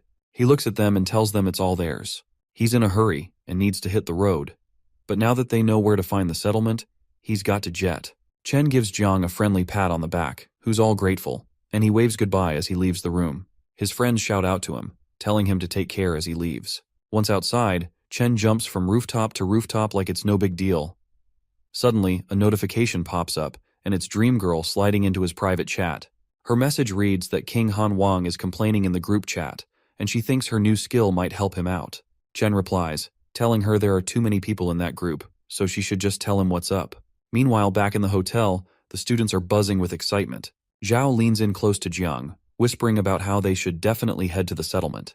Jiang agrees, saying a settlement filled with evolved folks and safety sounds like a jackpot. But then he gets serious, reminding Zhao that they need to prepare properly for the journey since getting to Dongshan from Jiangcheng is almost like an inner-city expedition. Zhao then said they wanted to check if the hero was free, but Li Feng thought he was busy. Feng adjusted his glasses and was about to say something, but Wei cut him off. She spotted Chen coming back and asked why he was here again. Everyone turned their heads, and Li Feng looked annoyed. Wei walked up to the boss, wanting to know what was wrong. Chen admitted he needed a room for something. Zhao jumped in, offering his and Zhang's room for Chen to crash in. They joked and walked toward the room, but Zhang said they could watch him from the living room. Wei turned to the protagonist, wanting to know Song Ge's evolved identifier number to add her as a friend. Chen quickly told her it was 990225. Zhang asked him for his number so he could add him too. Chen casually replied it was 001. Zhang was shocked and burst out laughing, saying they were all evolved now, but Chen's humor was still as dry as ever. Xiao tells Zheng he would find out when he added Chen. Zheng, confused, sent the friend request. When he saw the response that evolved number 001 accepted his request, he freaked out and screamed. Chen just smiled, used to these kinds of reactions, and told Zheng to hurry up and catch up. 10 minutes later, the group is just chilling in the living room, chatting and enjoying each other's company. Zhao and Zheng are laying on the couch, legs thrown over the edge like they own the place, while Wei sits in an armchair, messing around with her communication window. Zheng says that Chen Bai's identification number is the real deal, claiming it's the secret code to becoming an evolved one. Jae reminds him about the post Chen Bai shared in the dorm group. He remembers that it mentioned the school moving the date of the physical test to mid-June. His friend says he remembers all too well how they ended up sweating it out for more than a week because of that. Suddenly the dude sits up straight and asks if Chen Bai already knew the end of times was coming back then. Zhao says it might just be a coincidence, but hey, at least they got some solid exercise out of it, and it prepared them for the apocalypse. Zheng then looks over and spots Wei all hunched up by the communication screen, blushing and looking as red as tomato. He teases her, asking why her face is so red. She immediately says it's nothing and tells them that she's heading back to her room. She reminds them not to forget Chen Bai's warning about not stepping a foot in his room. As she steps out into the hallway, Chen's name keeps buzzing around in her head. She remembers her chats with Song Gae, where she messaged her and she asked her how she knew her code. Wei spills that Chen Bai told her. Her friend says that she knew he'd be trouble the minute he stepped out. Then Song Gae tells her that from now on, when they hang out, she won't be the only one calling him daddy. Wei's eyes go wide, and her cheeks rival the redness of a stop sign. She doesn't want to believe what's in her head. Just then, she hears a voice that pulls her from her thoughts. Zhang and his nerdy buddy were saying that this whole thing is fishy. She leans in to eavesdrop, staying hidden. Li Feng is agreeing, saying the protagonist is definitely lying, and saying that there are too many holes in his story. His friend just leans against the wall, looking skeptical. They add that saying that the Queen of Zhangcheng helping someone run a settlement sounds super crazy, therefore, Chen Bai cannot be trusted. Back in Dreamy's dream house, Chen Bai arrives through the pink butterfly totem. He says that he made some arrangements in the real world, which is why he's a bit late, and jokes that he's the last one to show up. As he steps in, he spots 3 people in the room. Meng Meng is lounging on the sofa. A boy in a hooded sweatshirt is sitting beside her, and another boy wearing a gas mask and a green hood stands behind the sofa. The boy on the sofa stands up and pulls off his hood, revealing himself as Han Xiao, or King Han. With a cringe but charming smile, he greets Chen Bai, saying he's finally found him and adds that he always knew Chen would be handsome, but he's even more stunning than he imagined. Pause, bro. Meng Meng rolls her eyes, clearly annoyed by the flirting. She puts her hands on her hips and protests about the excessive compliments. Cringe boy says that he's just being honest. The boy in the gas mask finally breaks his aura's silence, introducing himself as Crow. He explains that Meng Meng said she could bring one more friend to the group, so he came to round out the numbers. Crow boasts about his talent being the embodiment of fear, graded at SS. Han Xiao looks down, feeling a bit shy between the 2 talented friends. Crow with his SS talent, and Meng Meng with an impressive SSS talent. He sighs, realizing that his mental control, graded at S, is the weakest in the room. The protagonist steps closer, reassuring the kid that even if his talent isn't as strong, his luck seems to be pretty good. He points out that if this situation had happened just a couple of days ago, Meng Meng wouldn't have been able to help him. Back then, Meng Meng could only bring them into the dream world using her position, but she learned to use her dream as a core to bring everyone to her house only the day before. Han Xiao says that he's always been pretty lucky.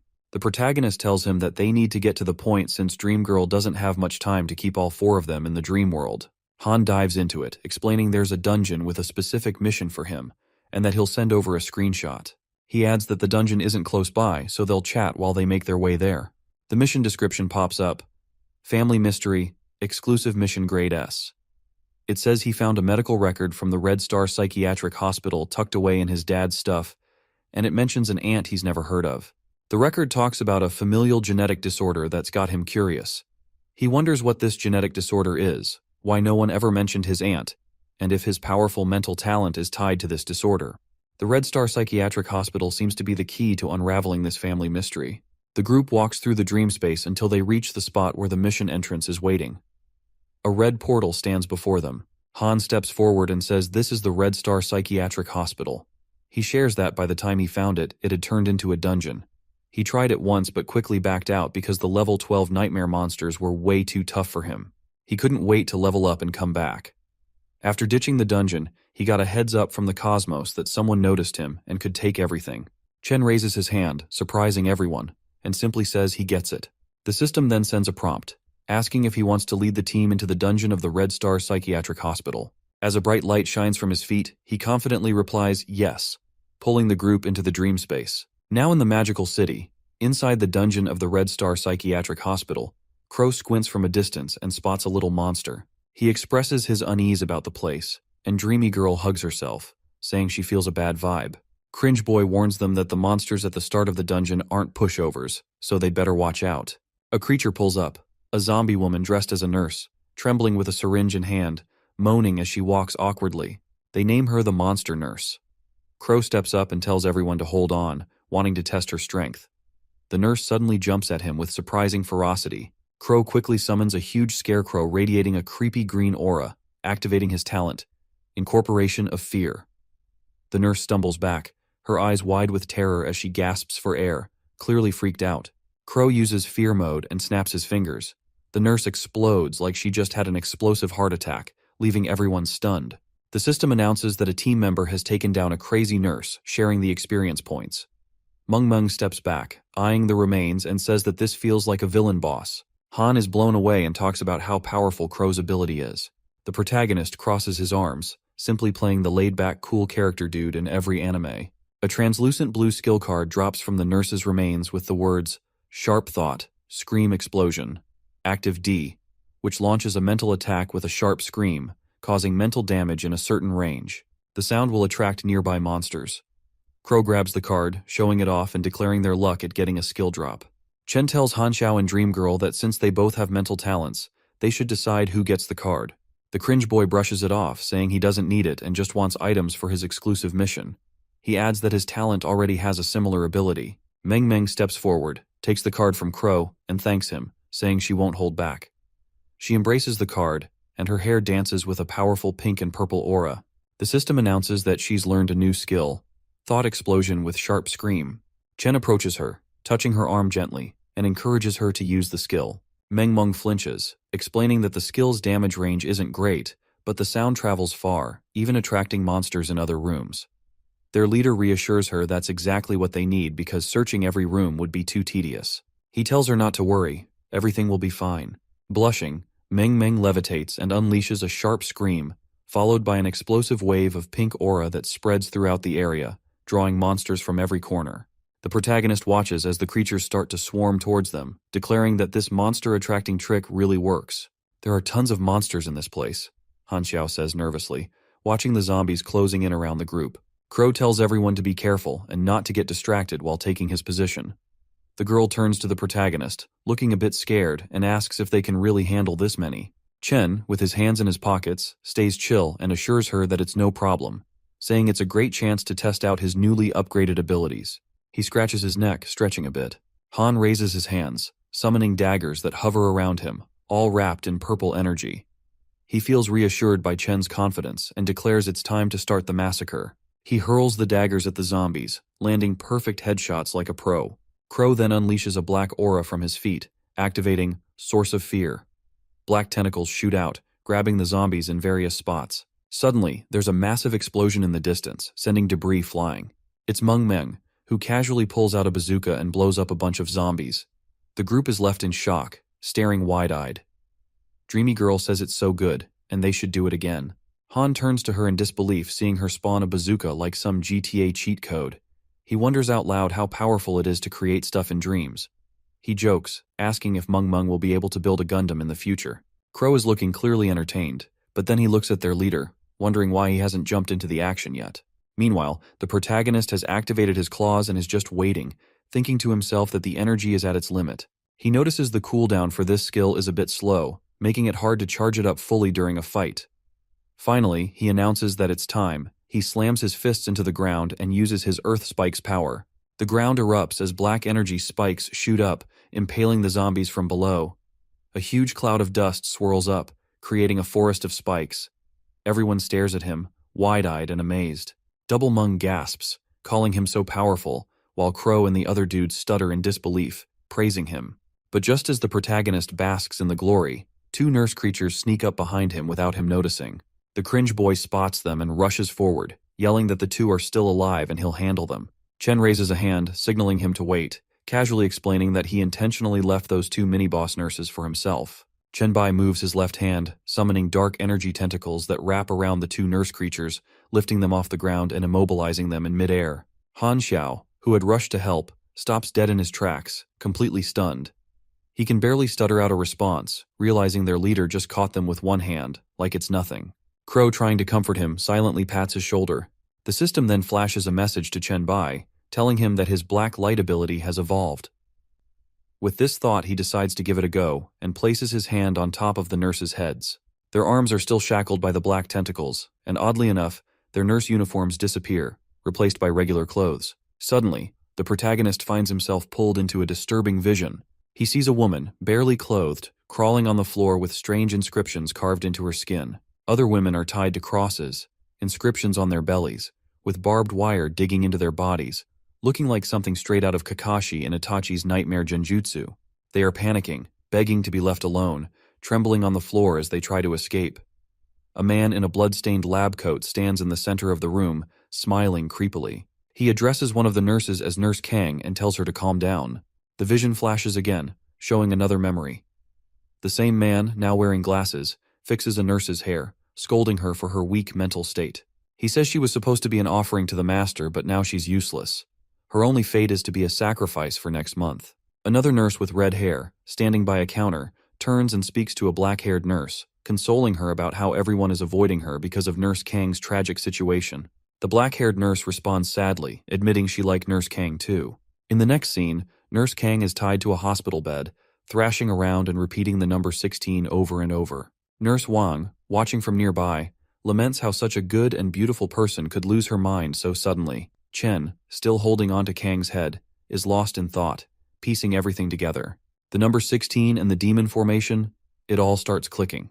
Chen remembers hearing something about this psychiatric hospital in his past life when he was a demon hunter.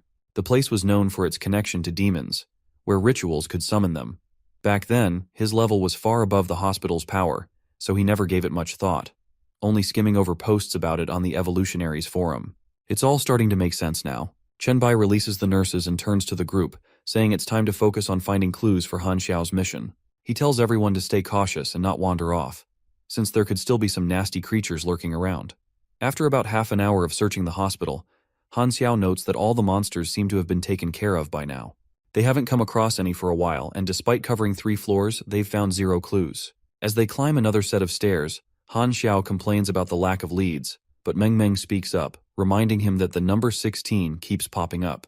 Crow adds to this as he climbs ahead, thinking about how frequently they've seen it around. When they reach the next floor behind the protagonist, Crow throws his hands up in frustration, asking who cares if it's 16 or 18. He just wants to know why the boss hasn't shown up yet.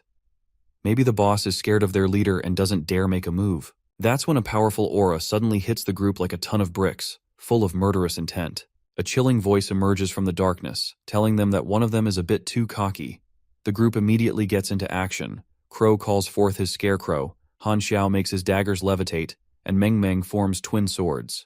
Chen casually releases some of his energy, ready to react, while the group yells for whoever's lurking in the shadows to come out. From the dark corners, a massive creature slowly steps forward. It's a demon, sporting long twisted horns, bloody claws, glasses, and an elongated chin. The demon introduces himself as the director of the Red Star Mental Hospital and an envoy of the 16th demon from the 72 Pillars of Solomon. Meng Meng stands there, completely angry, while Han looks shocked. He says that the guy is a demon, and Crow calls the title Envoy of the Demon God.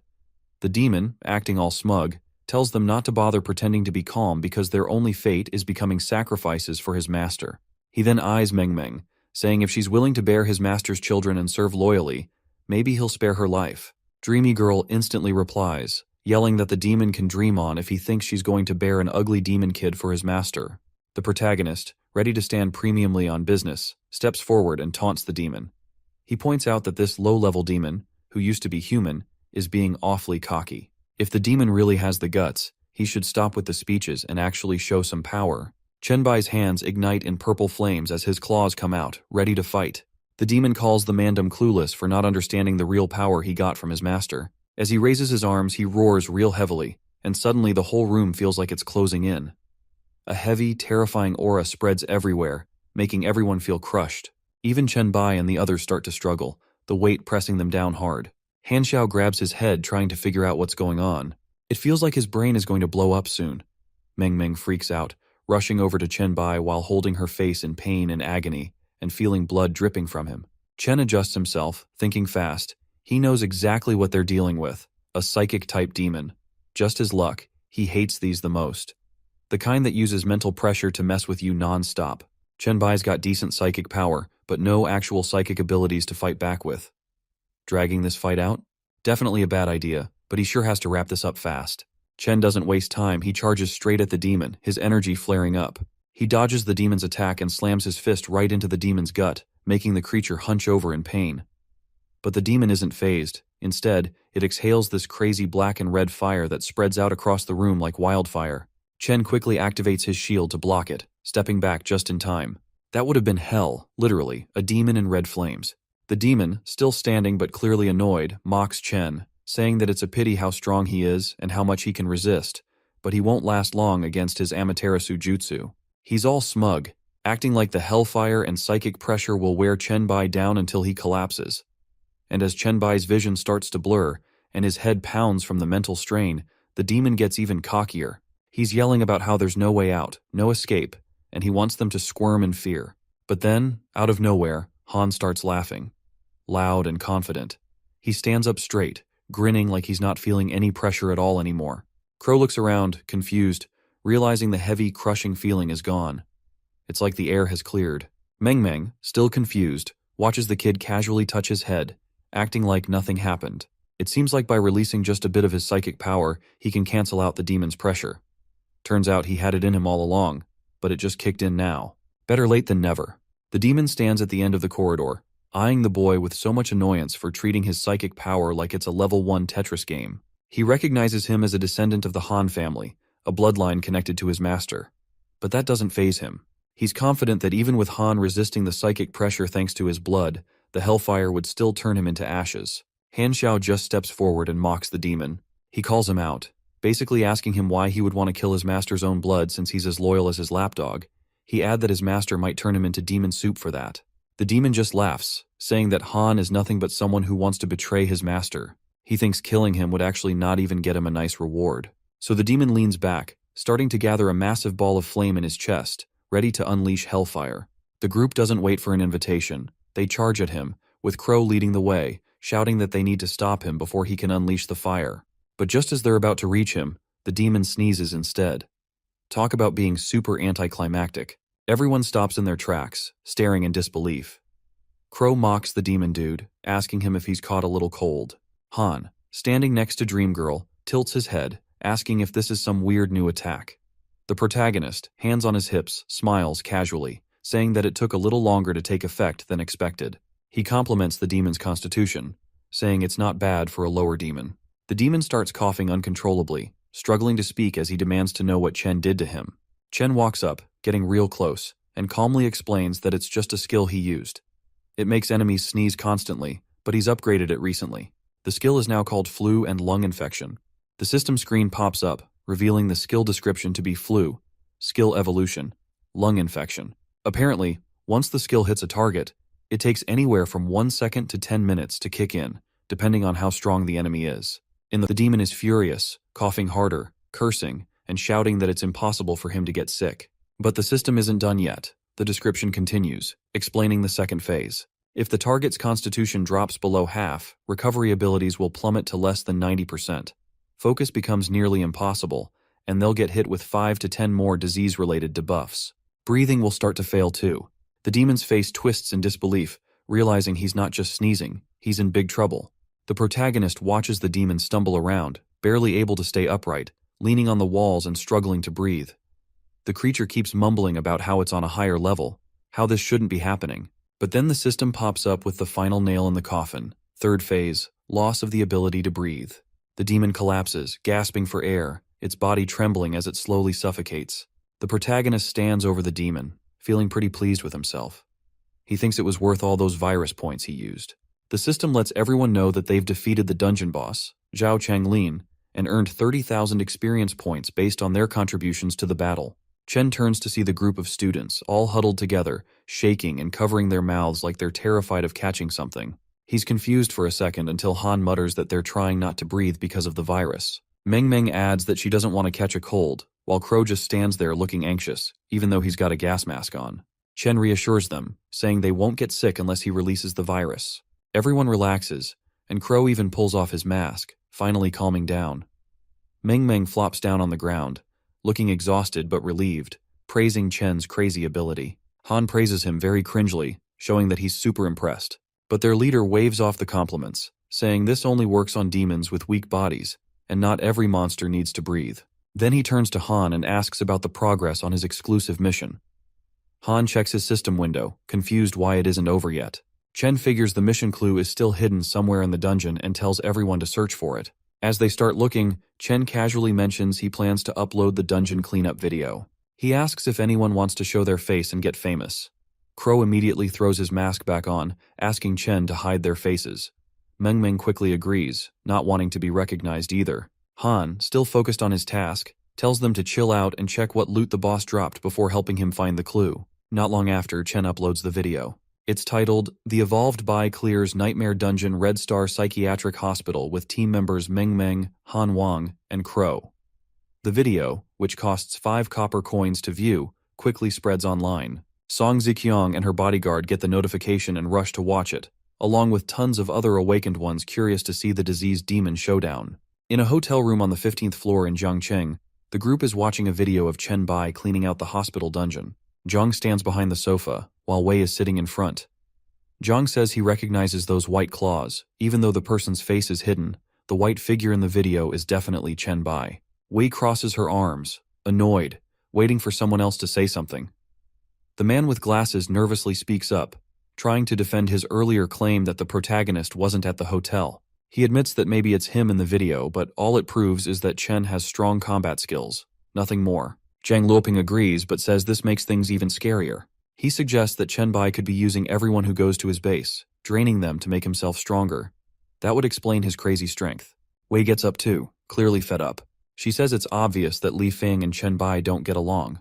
She accuses him of being mad just because Chen didn't give him any equipment, and then turns to Zhang Luoping, frustrated that he's still being stubborn. She quickly pulls out her phone and shows everyone a video. In the video, there's this creepy wall of flesh, swallowing up dead bodies.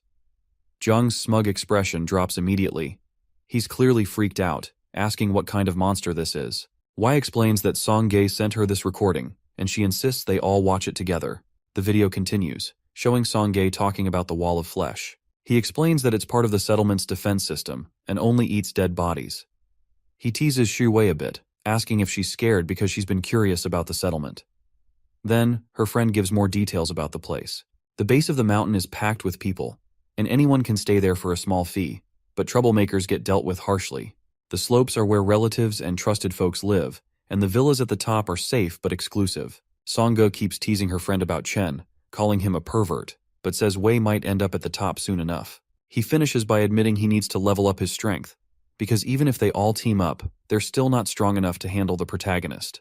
The video ends, leaving the group in stunned silence. They all realize that Chen Bai's strength and the true nature of his settlement are way more complicated and unsettling than they thought. When the video finishes, Zhang Luoping leans in toward Wei, asking her if she asked Song Ge how many hot ladies Chen Bai has in his collection. Wei's face turns red, and she gets a bit embarrassed. She quickly tries to brush it off, covering her face and thinking she should have watched the video before sending it to others. Li Feng tries to cut the tension, speaking up and saying it's not a big deal. He admits he didn't realize how strong Chen Bai actually is, and claims he was just suggesting things to discuss. But Zhang Luoping isn't having it. He suddenly pushes Li Feng back, getting all desperate, and tells Wei she can't become Chen Bai's woman. Wei whirls around, confused and annoyed, and asks when she ever said she wanted to be with Chen Bai. Zhang Luoping blushes, butchering his words like the desperate loser he is, and steps closer, telling her how Chen Bai is a player with many women, and that Wei wouldn't want to be part of that. He awkwardly tries to confess, saying he only wants her. But Wei's had enough. She raises her hand, signaling him to stop, and with a serious expression tells him to back off. She reminds Zhang Luoping that she's rejected him multiple times, even before the apocalypse. She tells him flat out that she has no feelings for him and doesn't like him, making it crystal clear. Look how they massacred my boy. Meanwhile, up and away in the dream space, Chen Bai stands on the 4th floor of the Red Star Psychiatric Hospital instance, going through the loot from the boss he just defeated. His team watches from a distance, a little on edge as the protagonist absorbs the creature's matter. Suddenly, a system message pops up next to him, telling him that the organism contains special lineage factors. The system gives him 2 choices. Either he continues absorbing or expel the lineage factors. Absorbing them would affect his black light virus and the host, which is yours truly, of course. As his tentacles finish absorbing, Chen Bai says something about the demon lineage, wondering if it's the reward demons give to their servants. Deciding to expel the lineage, he watches as a small vial with red liquid forms in his hand. The system describes it as blood essence of a demon, a Class A item, a potion that grants part of the demon lineage if devoured. The protagonist is a little surprised. It actually forms an item instead of just disappearing like he thought it would. He asks his team if the boss dropped anything good. Han pulls out 2 scrolls. He's excited, showing off the loot, a Hell Messenger work scroll and a book of Black Flame skills, both Class A. Meng Meng adjusts her glasses and pulls out a sheet, revealing a blueprint for some armor and a Class D equipment. The blueprint shows a drawing of a goat's head engulfed in blue flames and is titled Blueprint of the Armor Called from Hell, Shepherd's Horn, Class S. Chen Bai thinks it over, pure demon horns. He definitely knows where to find them. Deciding on the distribution, Chen keeps the blueprint for himself, mentioning that he'll figure out how to get the horns later. Han Xiao gets the work scroll since he's aligned with the demon lineage. The skill scroll goes to Meng Meng, and Crow, who helped a lot, gets the equipment. Han and the rest of the crew are really happy with how Chen handled the loot, while everyone seems satisfied with the fair split with Han cringing it out again. Meng Meng finds an old diary and starts reading to the group. She tells them about a woman from the Han family who fell for the avatar of Jipai 100 years ago. Since that moment, every generation in the Han family has twins, a boy and a girl. The girls have to stay in this hospital when they grow up, becoming friends with Jipai's brides. The boys live their lives, get married, and have kids, totally unaware of this twisted fate. She dives back into the story, explaining how Han's dad found out the truth about their family's messed up history about 12 years ago. He didn't want his daughter to end up trapped here forever serving a demon, so he made a horrific choice. He tried to kill his newborn daughter. The group is stunned, tension filling the air. Meng Meng continues, sharing how Zhao Changlin found out what Han Yang was planning. He stepped in to stop him and then told Jipai everything. Because of Han Yang's betrayal, he was stripped of his bloodline. After that, Jipai took Han Xiang's sister away to raise her somewhere else. As a twisted reward for his actions, Zhao Changlin received demon blood, which just makes him look like Kabuto in the 4th Great Ninja War. Real scary. The diary they found belongs to the Dean, and it's filled with jealousy about the Han family and loyalty to Han Yang, despite his foolish choices. There are also sections about rewards and how to get benefits after finishing certain tasks. Hao walks up to her after she finishes reading. He thanks her, saying he got his next mission from the diary. He shares that long texts usually give him a headache, so he's grateful for her help. Meng Meng smiles, saying she enjoys hunting for clues like this. Meanwhile, Chen Bai is still examining the statue closely, circling it. Meng Meng asks him if something's wrong with it. The protagonist touches one of the sharp spikes on the statue and says that of course there is. He pulls on it, and suddenly the room shakes, revealing a hidden door in the wall. Crow is amazed, talking about the discovery. Hao Xiao asks if it's a secret room, and Meng Meng talks about how there are even more secrets, and Chen is happy about this new find, and leads the group into the passage. They start going down a staircase that has just opened up. At one point, the protagonist says they must have come from the 4th floor to the basement. Hao Xiao counts the steps, and figures they're at least 2 or 3 floors down now. Leading the way, Chen mentions they're almost there. He believes they're heading to the place where Zhao Changlin communicates with the demon and performs the rituals.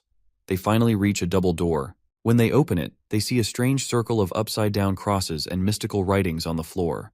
The group moves closer, and Crown sniffs the air, talking about the strong smell of blood. In the center, the protagonist crouches down, holding something in his hands. Meng Meng asks what he finds. Chen stands up and says he will show them. On their screens, an image pops up of a shiny golden medallion with a description, Hell Teleport Circle, Special Item. It says the circle, marked with the symbol of hell, can be used to bring back a rare demon to the hospital. But to use it, they have to sacrifice lives, along with their souls and blood. The note adds that the item is unique and warns that any summoned demon will be limited to level 12 because of the dungeon's difficulty. After summoning, the dungeon becomes much harder, at hell level. Hao Xiao is shocked, saying they can summon a demon.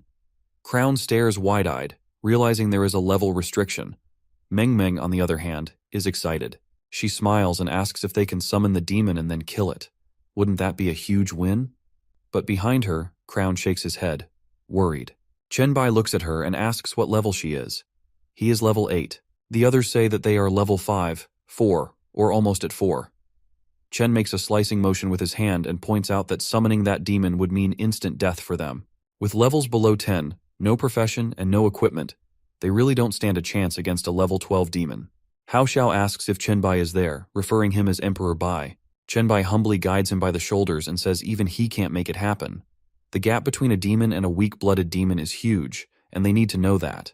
He suggests they head back, level up, and get some professions. Crown turns to Meng Meng, asking her to make sure to take him along next time. Meng Meng winks at him and smiles, saying he will be prioritized. The group heads back to the statue room, and Meng Meng asks if the dungeon is done. Does anyone have anything else they want to do? Hao Xiao scratches his head and says there is something he can't figure out. He points out that a demon's descendant also has a sister, and he wonders if she will be different or if they'll look the same. He thinks it might just be a coincidence, but it feels important. Chen Bai touches Hao Xiao's shoulder and asks why he brings that up. Did something happen with his father before the apocalypse? Hao Xiao shakes his head, saying he doesn't have a close relationship with him. To him, his dad is just an ordinary man. The most unusual thing about his father is that he turns into a different type of zombie than the others. In Crown's mind, he pictures a red zombie with horns and white hair, saying that it sounds super cool. But Hao Xiao has a tense look and shakes his head. He explains that his dad turns into a plague zombie, covered in purple and green fungal spots. Those spots feel dangerous, and he doesn't dare to touch him. Because of that, he quickly learns telepathy using his psychic powers. It's his father's last lesson. Chen Bai turns, interested, and asks if a plague zombie is what he means. Hao Xiao says it's probably related to the Chinese plague disease his dad studies. He mentions that the neighbors have spots too. Chen pauses for a moment, thinking that this might be connected to the SSS-level plague sect mission. He looks at Hao Xiao and says he's really interested in that chemical plant. When he gets to Shanghai, he wants Hao Xiao to take him there. Hao Xiao agrees, saying it's no problem. Crown raises his hand, eager to ask Chen Bai about his abilities. Chen Bai smiles, saying everyone can ask questions or share information now. He thinks about how today's adventure has gone well, and he even got some clues about the Plague Lord's mission. Later, back in Jiangcheng, in hotel room 1503, Chen Bai rests on the bed. Slowly, the sounds of coughing pull him back to consciousness. Startled, he notices 3 boys sprawled on the floor around his bed, all coughing. He asks what was wrong with them. One of the boys tries to call out, but his voice is too weak. Chen Bai helps the 2 of them outside, asking what is going on. He reminds them that he told them not to enter the room because he released several viruses to prevent accidents. As one boy flops onto the couch, he coughs and says he has 20 diseases now. The other boy, looking equally bad, replies he's got 30 and that all his attributes are at 0. He complains he's going to die and asks Chen Bai if he has any antidotes. Chen gets up and reassures them he already removed the viruses. He tells them their abilities will come back soon. He tells them to rest while he goes to find Jiang. Wei rushes over to Chen and warns him that Zhang Luoping is actually here to kill him. Chen Bai gets very shocked, and he asks why. She explains that it all started because her friend didn't believe in the settlement Chen mentioned. She asked Song Ge to record a video to prove it, but when she refused, Zhang freaked out. He shouted the protagonist's name, claiming he'd kill him. He thinks all their problems started when Chen showed up, and that killing him would solve everything. They sit at a table, sipping water, and Chen leans back in his chair in disbelief. He calls Jiang an idiot and wonders what kind of logic that is. Wei agrees, saying he is an idiot. She shares how he threatened any girl he interacted with, even forcing her childhood friend to drop out of school. She explains that if Song Ge hadn't protected her, Zhang Luoping would have used the same tactics on her. She adds that being stuck in the hotel with him makes every day feel like a year. The protagonist listens, and Wei admits she feels really happy knowing how strong he is now and that Song Ge is still alive. After a while, Zhang Luoping coughs violently in the room, and the 2 get up to head toward the door. Wei turns back and asks if Zhang Luoping has been trapped for a while and if he's already dead. The protagonist replies no, saying common viruses weaken quickly, but take longer to be fatal. Wei then gets an idea and leans toward Chen. She says she hates Jiang so much and wants him to die while seeing horror with his eyes wide open. They open the door to find Zhang Luoping slumped against the bed, still coughing. The protagonist spots the poor guy's red and irritated eyes and seizes the moment, quickly leaning in to kiss Wei. He asks her if a kiss would be enough to irritate Jiang. She replies that it should be sufficient, but adds that it's her first kiss.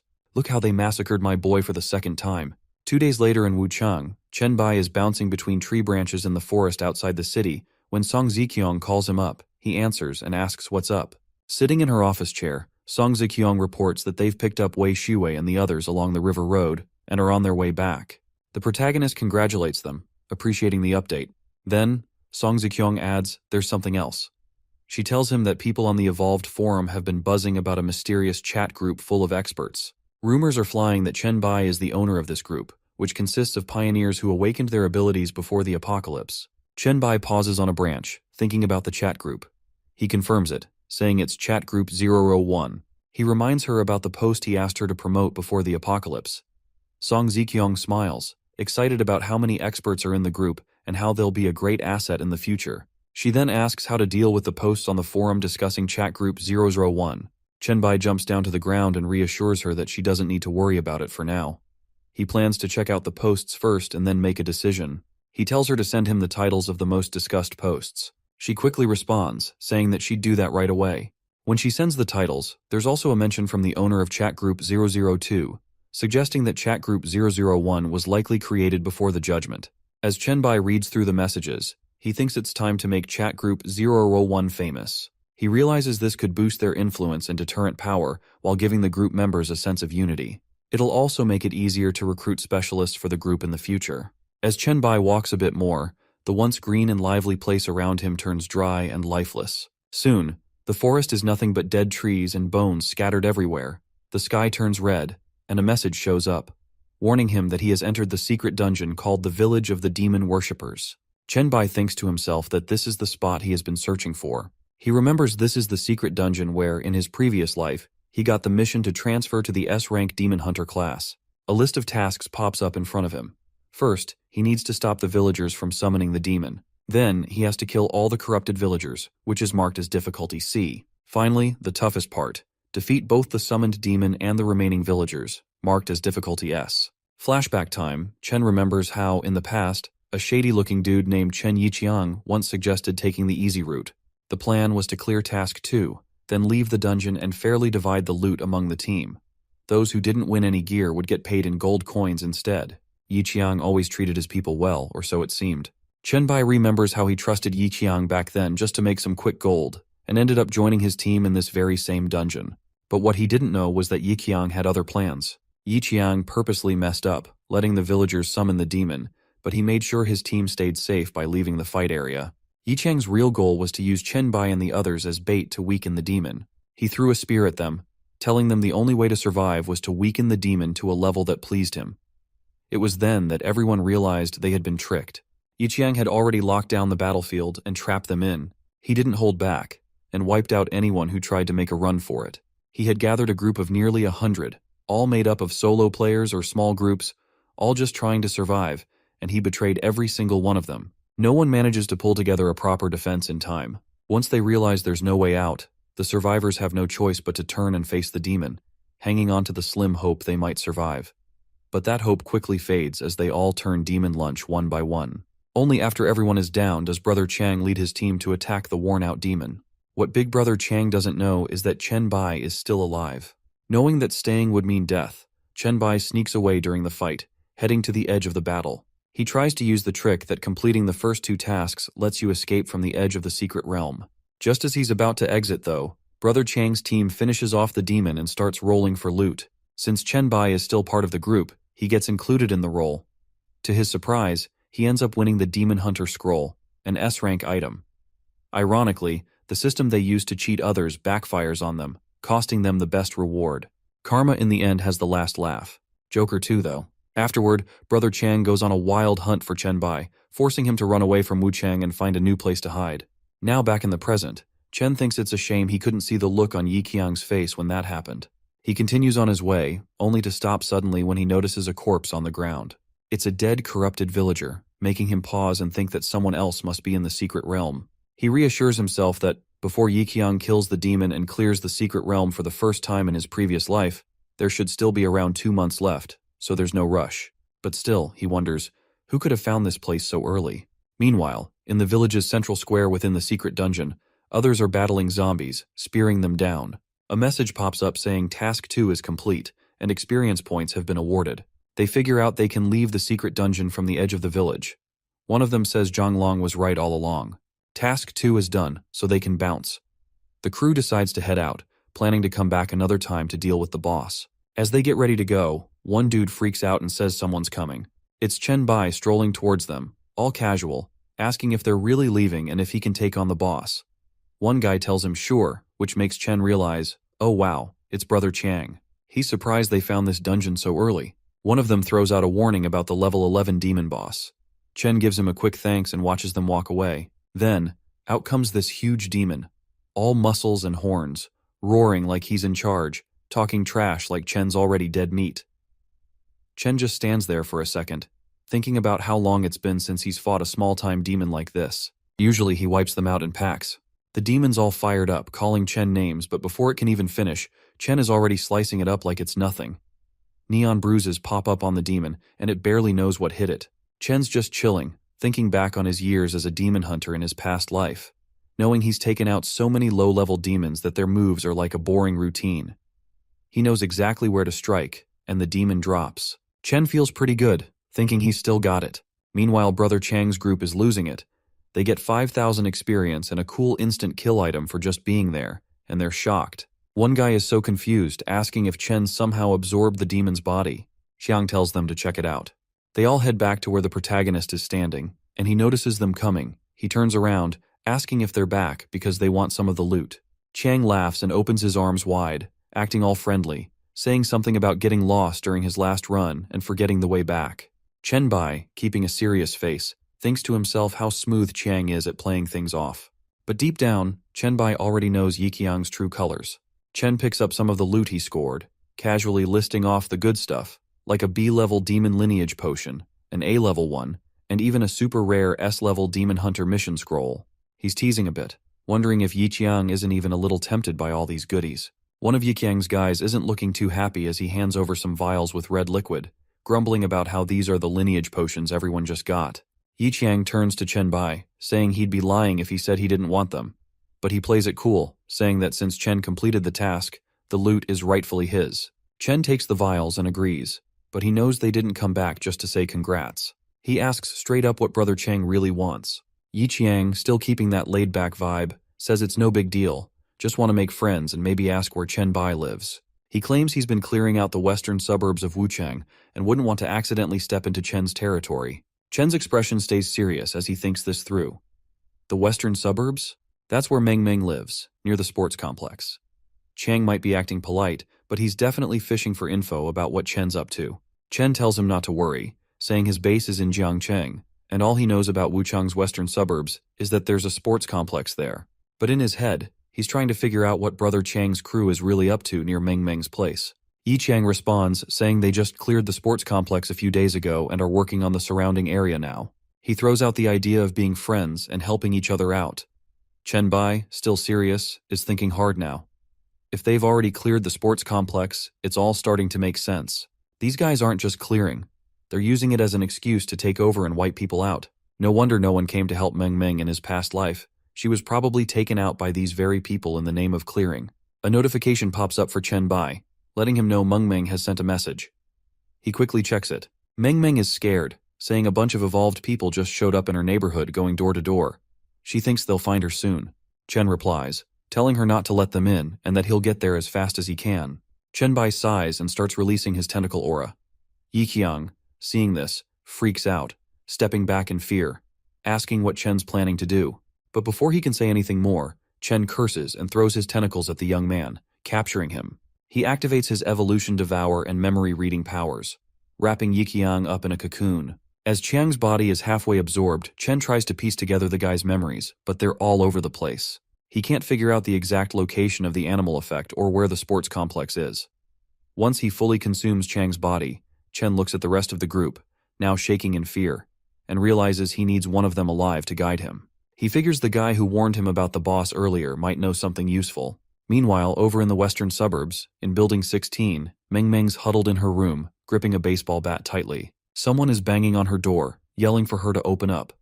They threaten to count to 3, and if no one answers, they're breaking in. Meng Meng, trembling, tries to stay calm, telling them to go away, warning them not to mess with her. The guy outside starts laughing and tells his buddies there's actually a girl inside. His 2 friends join in, teasing Meng Meng, calling her little sister and telling her to get ready because they're coming in.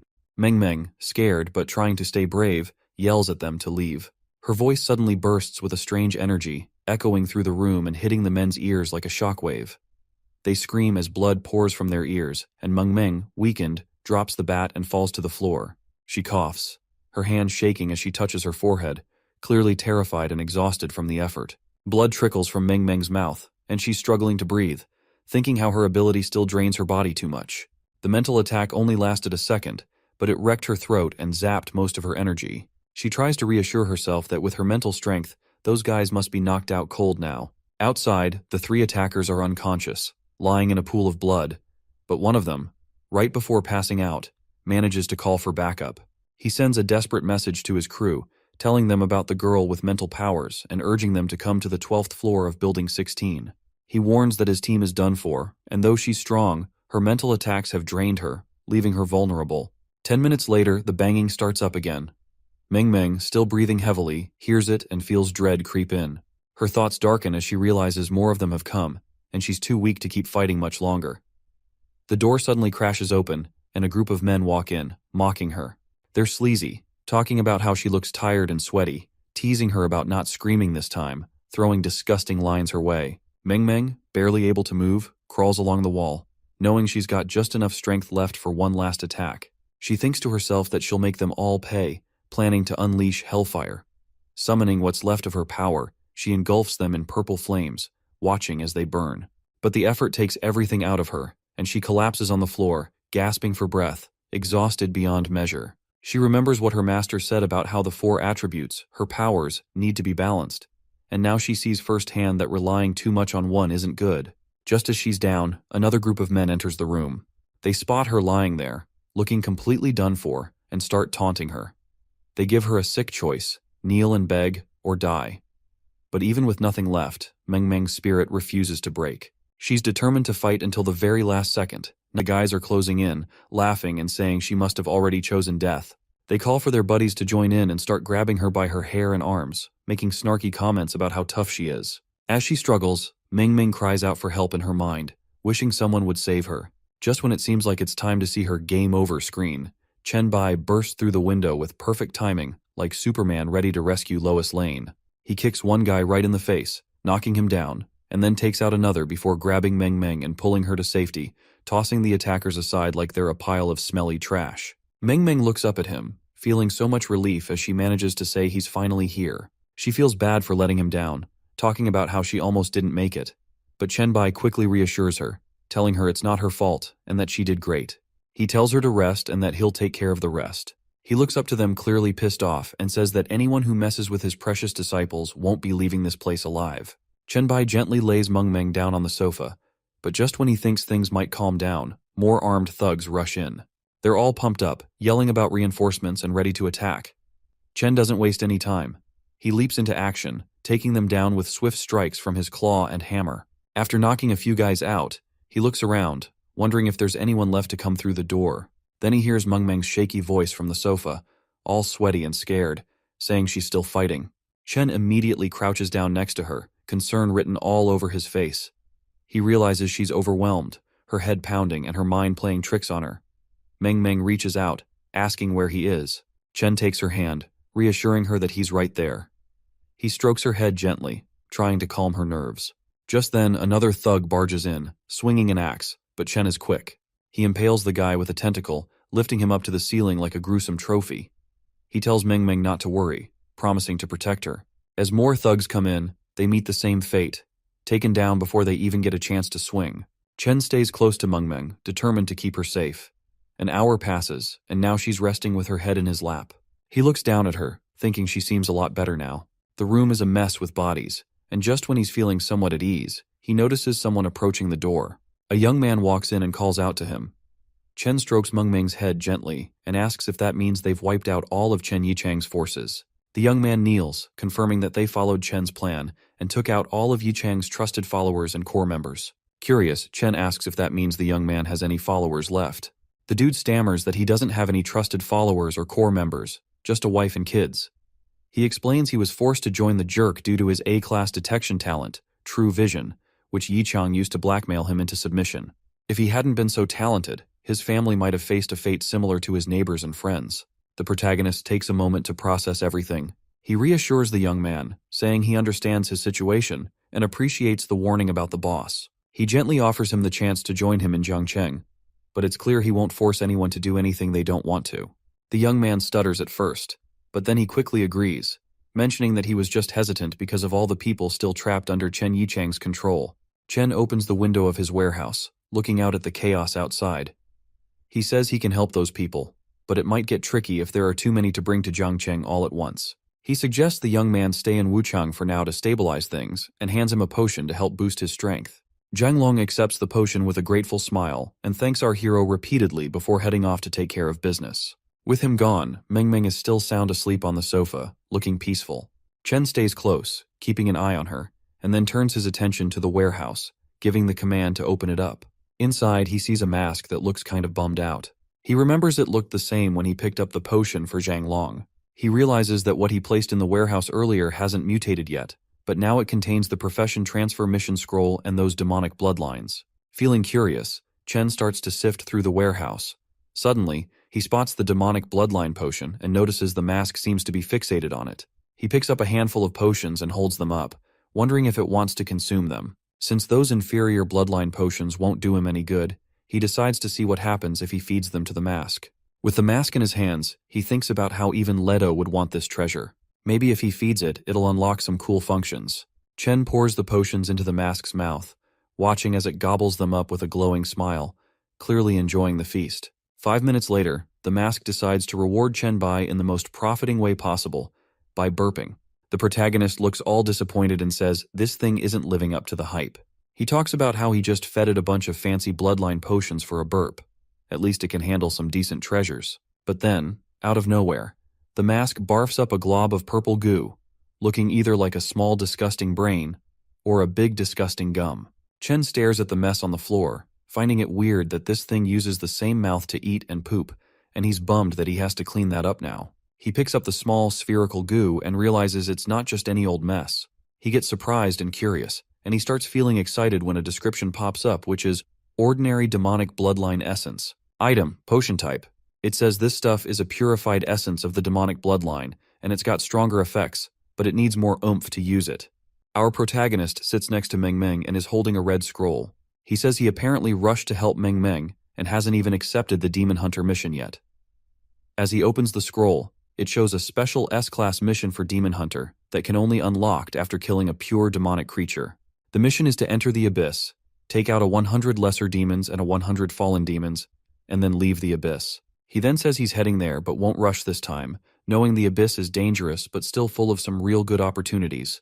Meng Meng is lying in bed with her head on Chen Bai's lap, who's leaning against the pillows.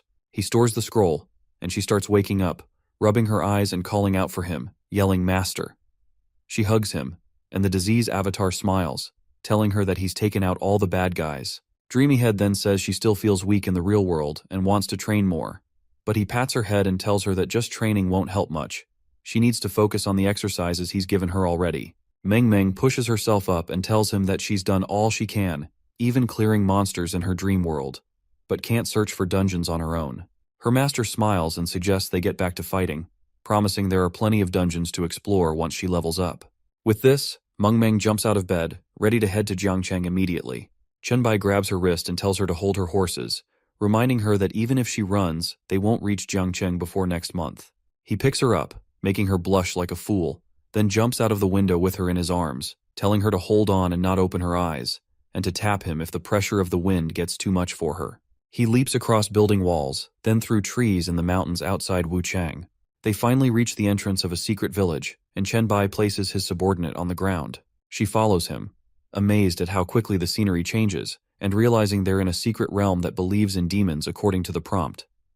Our protagonist explains that the difference between a secret realm and a dungeon is the entrance. Only cleared secret realms show entry prompts, and new ones are especially dangerous for the evolved. Meng Meng smiles, saying she'll remember, and asks if she should attract the monsters, but her master just turns to her and tells her this isn't a dream world, so every skill is important. It's safer near the entrance, so he asks her to wait there. Chen Bai then jumps away, disappearing into the distance while Meng Meng watches him leave quietly. As he moves through the area, he kicks and strikes some people in his path, thinking that the mission has changed. It's not just about killing demons anymore. Now he has to eliminate the demon followers and dark priests. He also sees that there are no lineage potions as mission rewards this time, wondering if they've become impossible to get. So he decides to deal with the boss first. When he reaches the central square, he finds a group surrounding a sect leader with a cloak and scepter. The leader shouts about an intruder, demanding a sacrifice for the demon god. Chen Bai suddenly disappears, reappears above the leader, and picks him up with his tentacle aura, absorbing his body. When the henchmen rush him with swords, he blocks them with a purple shield, thinking that he can still use demon blood for evolution.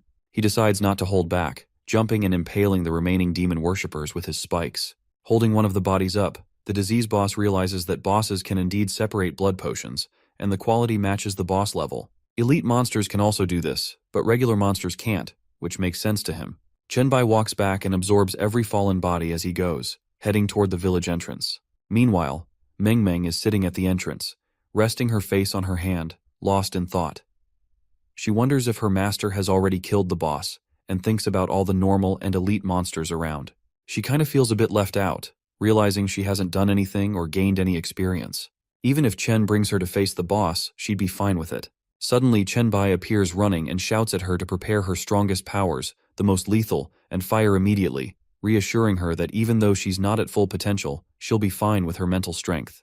Meng Meng quickly responds and, still sitting, unleashes a powerful supersonic scream that hits all the demon worshippers following her master. Notifications pop up for her, and she excitedly announces that she's reached level 6.5, gaining a lot of attribute points. Our protagonist smiles and tells her he's also reached level 9. Meng Meng jumps up and hugs him, thanking him for luring in the monsters and expressing her love for him. Just then, a notification catches Chen's attention. It's a video call from Song Ziqiang. He answers, but immediately senses something's wrong. The girls on the screen don't look happy, so he asks what's happened. They tell him they need his help because a goblin claiming to be the god of commerce has shown up at their settlement. The words god of commerce immediately sound familiar to our monarch. He asks Leto how the goblin ended up there, to which Song Ziqiang asks him if he knows the goblin. Song Ziqiang explains the situation at Jiangcheng to Chen Bai. She tells him that our man Lord Leto found her after staying in the settlement for a day. Leto offered to invest in the city by providing a rare A-class silver city building order, but there's a condition. He wants the best location reserved for the Goblin Merchant Guild once the city is built, and offers them a lifetime exemption from taxes. After hearing the details, our hero knows how rare high-level city building orders are. These orders, recognized by the universal will, come with many functional advantages, and the deal seems to have no real downsides. Song Ziqiang agrees, but there's a catch. The city building order must be used immediately. Our protagonist realizes that triggering a monster siege with this A-class order would be tough for the settlement to handle right now, but he reassures his woman that he'll be back within a day to help. Surprised, she asks if he wants her to delay the investment or accept it, but he tells her that the investment is for her because he's already accepted a different one from Lord Leto. Before ending the call, he suggests she give Leto some extra praise and mention his name for added effect. She confidently replies that she'll take care of it and that he shouldn't worry. After the call, Chen Bai opens his inventory and takes out some items, calling Dreamy over. He tells her to pick any equipment that will boost her physical fitness as much as possible. Meng Meng agrees but asks what's going on. He calmly explains that something urgent is happening in Jiangcheng and he needs to get there quickly. Chen Bai explains that he'll be traveling at full speed and that she won't be able to keep up with him. Surprised, Meng Meng says she understands. After some time, she finishes equipping herself with everything she can, boosting her physical fitness to over 30, along with decent defense. Bai looks at her and says it's enough for now. Meanwhile, back at Song Ziqiang's private villa in Jiangchen, she returns to Lord Leto to accept his investment offer after the call with Chen Bai. Lord Leto praises her for being capable and decisive, noting how impressive it is that she managed to establish a settlement early in the apocalypse and handle thousands of evolvers so well. She humbly thanks him, but adds that her abilities are nothing compared to his as the god of trading. She considers it an honor for the entire settlement to be chosen by him. The Goblin Lord appreciates her modesty and expresses confidence that she can turn the settlement into the best city-state for evolvers. He asks her to take good care of the Goblin Merchant Guild in the future. Song Ziqiang sits down and agrees, then mentions that someone in their settlement's management has admired him for a long time.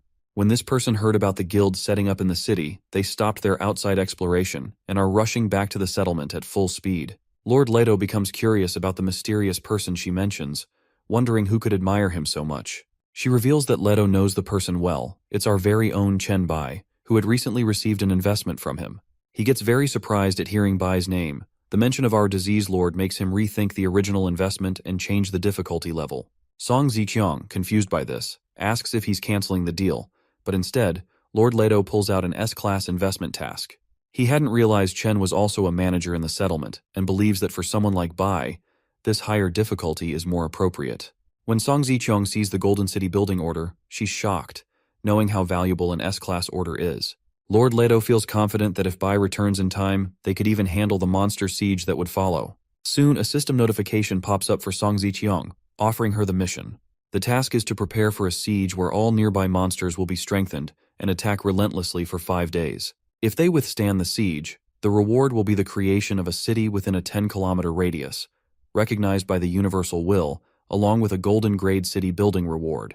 The size and scope of this S-class mission surprise her, as it dwarfs the A-class reward. But the danger is also much greater. The Goblin Lord asks if she still dares to accept the investment. Confidently, she says she'll gladly accept, trusting that with Chen Bai's help, nothing is too difficult. A day later, at the Grand Terrace of the Villa District, Song Ziqiang waits patiently for Chen Bai to arrive. When he shows up, he says that the journey took longer than expected, because monsters were already starting to gather, and he had to clear part of the road. Song Ziqiang expresses relief that he made it back safely, and her man, seeing that Meng Meng has passed out, takes her to a room that had been prepared for her to rest. Song Ziqiang calmly fills her master in on the situation. They've got only 20 minutes before the monster siege kicks off, but she assures him that they've prepared as best as they could. They set up 3 defensive lines, with the main one facing Jiangchen, and packed the place with every defense measure they could think of. Inside Meng Meng's room, she finishes the briefing. She's carrying a briefcase, and our hero praises her for all the hard work. With a warm smile, she casually mentions that over the past few days, they've been grinding the sewer dungeon, and finally managed to complete the plague set equipment. She sits on his lap as he thanks her for everything, saying picking her was one of the best decisions he's ever made. Song Ziqiang counters, saying being chosen by him was the luckiest thing that happened to her. She admits she was a bit nervous about all of this at first, but seeing how he still managed to carry a girl back with him, despite everything going on, gave her some peace of mind. Our protagonist, shaking his head, clears up the misunderstanding. Meng Meng is just his disciple, nothing more. And her talent? It's no joke, she's nearly on his level. He tells his mistress to have her daughter take care of Meng Meng, and as soon as she wakes up, he needs to be notified immediately. Meng Meng is key to defending the settlement, so no way can they afford to overlook her. With the suitcase in hand, our hero and Song Ziqiang leave the room, ready to face the monster siege. Outside Dongshan settlement, by the city walls at the foot of the mountain, a massive swarm of zombies of all shapes and sizes gather around. They're impatient, waiting for the countdown to end. Chen Bai, standing on top of the wall of flesh, is blown away by the sheer scale of the S-class city building siege. Back when he ruled another city, it was only B-class, so this level of monster attack is on a whole different level for him. The difference? Night and day. As the timer ticks down with less than 5 minutes left, Song Ziqiang gets to work. She uses a little girl with sound transmission abilities to rally everyone. The girl's voice rings out over the entire settlement, repeating after Song Ziqiang's words, they're about to face 5 days and nights of relentless monster invasion. But the people shouldn't worry, as the walls are solid, the resources are plentiful, and the backup is unbeatable. She reminds them that they've got hundreds of team members with B-level talents, nearly 10 A-level or S-level experts, and 2 of the strongest SSS-level talents in the world. Victory is theirs for the taking, and in 5 days, they'll control the largest and best territory. The little girl finishes by hyping up the defenders, letting them know they'll be rolling in rewards and discounts once they survive the siege. The crowd roars in excitement, ready for the challenge. Our hero turns to Song Ziqiang, impressed by how she got everyone fired up. She thanks him and admits that seeing both Bai and Meng Meng gave her the confidence boost she needed. Before they get down to business, Chen Bai suggests sending the little girl somewhere safe, also praising her for her sound transmission ability as it could come in handy. Out of nowhere, Lu Li shows up, and as soon as she does, our protagonist asks her how the live broadcast prep is going. She says she followed his instructions, picking the most advanced controllable camera from the Universal Will. Chen Bai looks down at the monster siege and tells her she's done a fantastic job. Now they can kick off the broadcast, and Lu Li eagerly agrees. With less than a minute before the monster horde attacks, a new livestream titled S-Level Golden City Building Siege pops up on the Evolution Forum. The monsters below undergo a wild transformation, growing bigger and tougher. Song Ziqiang gets all worried and points out how the monsters just got a power-up as the siege kicks off. She regrets not taking some of them out earlier when they were weaker. But Chen Bai knew this would happen and chose not to engage, as the strategy is to rack up experience and coins by taking down these stronger monsters. Just then, Chen Bai launches himself into the air like a superhero and lands smack dab in the middle of the zombie horde. He's got a plan. With their attributes tripled, killing these zombies means triple the experience and coins. He grabs the head of one unfortunate zombie and injects it with a plague infection before he flings it back into the horde like a zombie grenade. The plague infection spreads quickly and causes ongoing damage while weakening attributes. Disease Boy thinks the skill is decent. The damage isn't huge, but with its strong infectious ability and attribute weakening, it can make defending the city a lot easier. But to his surprise, just seconds later, the zombie horde starts retreating from the infected. That's when he senses a mental wave coming from somewhere in the siege. The infected zombies gather together while the others stay back. This means there is a zombie lord controlling the horde. That's why the zombies aren't trampling over each other. They are moving in an organized way. As he cuts down some of the attacking zombies, he wonders where this zombie lord is hiding. He figures that finding the lord will make dealing with the horde much easier. However, with the size of the siege, Chen Bai knows there is more than one lord, and finding them will take a while. He realizes that if he goes hunting for the lord, he won't be able to take out many monsters up front. Plus, if the zombie lord leads a big attack, it will mean trouble for the defenders in the city. On the flip side, if he doesn't use this chance to find and take out the lord, the zombies coming from another direction will scatter his people. By then, it'll be even harder to leave and track down the zombie lord.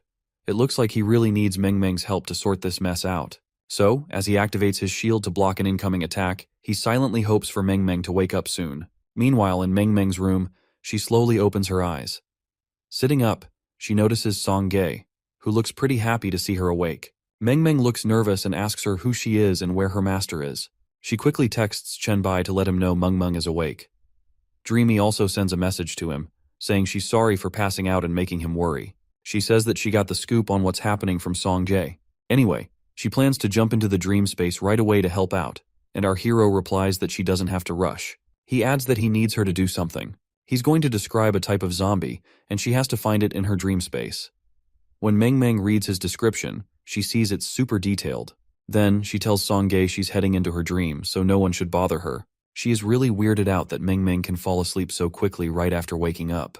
Inside of Dreamy Girl's dream space, she stands on top of a fence right in front of thousands of zombie monster dudes. She uses her skill Dreamweaver to earthbend, crushing all the stupid zombies to death. She seems very pleased by the intense destruction that she's causing. She decides it's time to go find the zombie god dude that her master mentioned. And with that, off she goes. Back in the real world, on the first day of the defense, at evening, Chen Bai lands atop the fence of the settlement after reducing the zombies' numbers. He meets Song Ziqiang there, who had a bottle of water for him. He asks her for the details on casualties and damages done to the city walls. She responds, and tells him that thanks to him, there aren't any casualties, only a few sustained injuries, and the damage to the walls weren't that much. Not as much as the damage to the zombies, of course. While he is drinking out of the water bottle, the lady tells him that he can rest ashore and let the others stand guard. But he says no. Our protagonist tells her that the situation isn't an optimistic one at the moment. Apparently a huge zombie lord dude named Lord Rank or something is still out there, and he's definitely bad news. Chen Bai tells his friend that only the enhanced versions of those zombies appeared, and they aren't much. He feels that the master zombie is somewhere charging up and getting ready to strike. Suddenly, Song Ge and Dreamy call out to their master.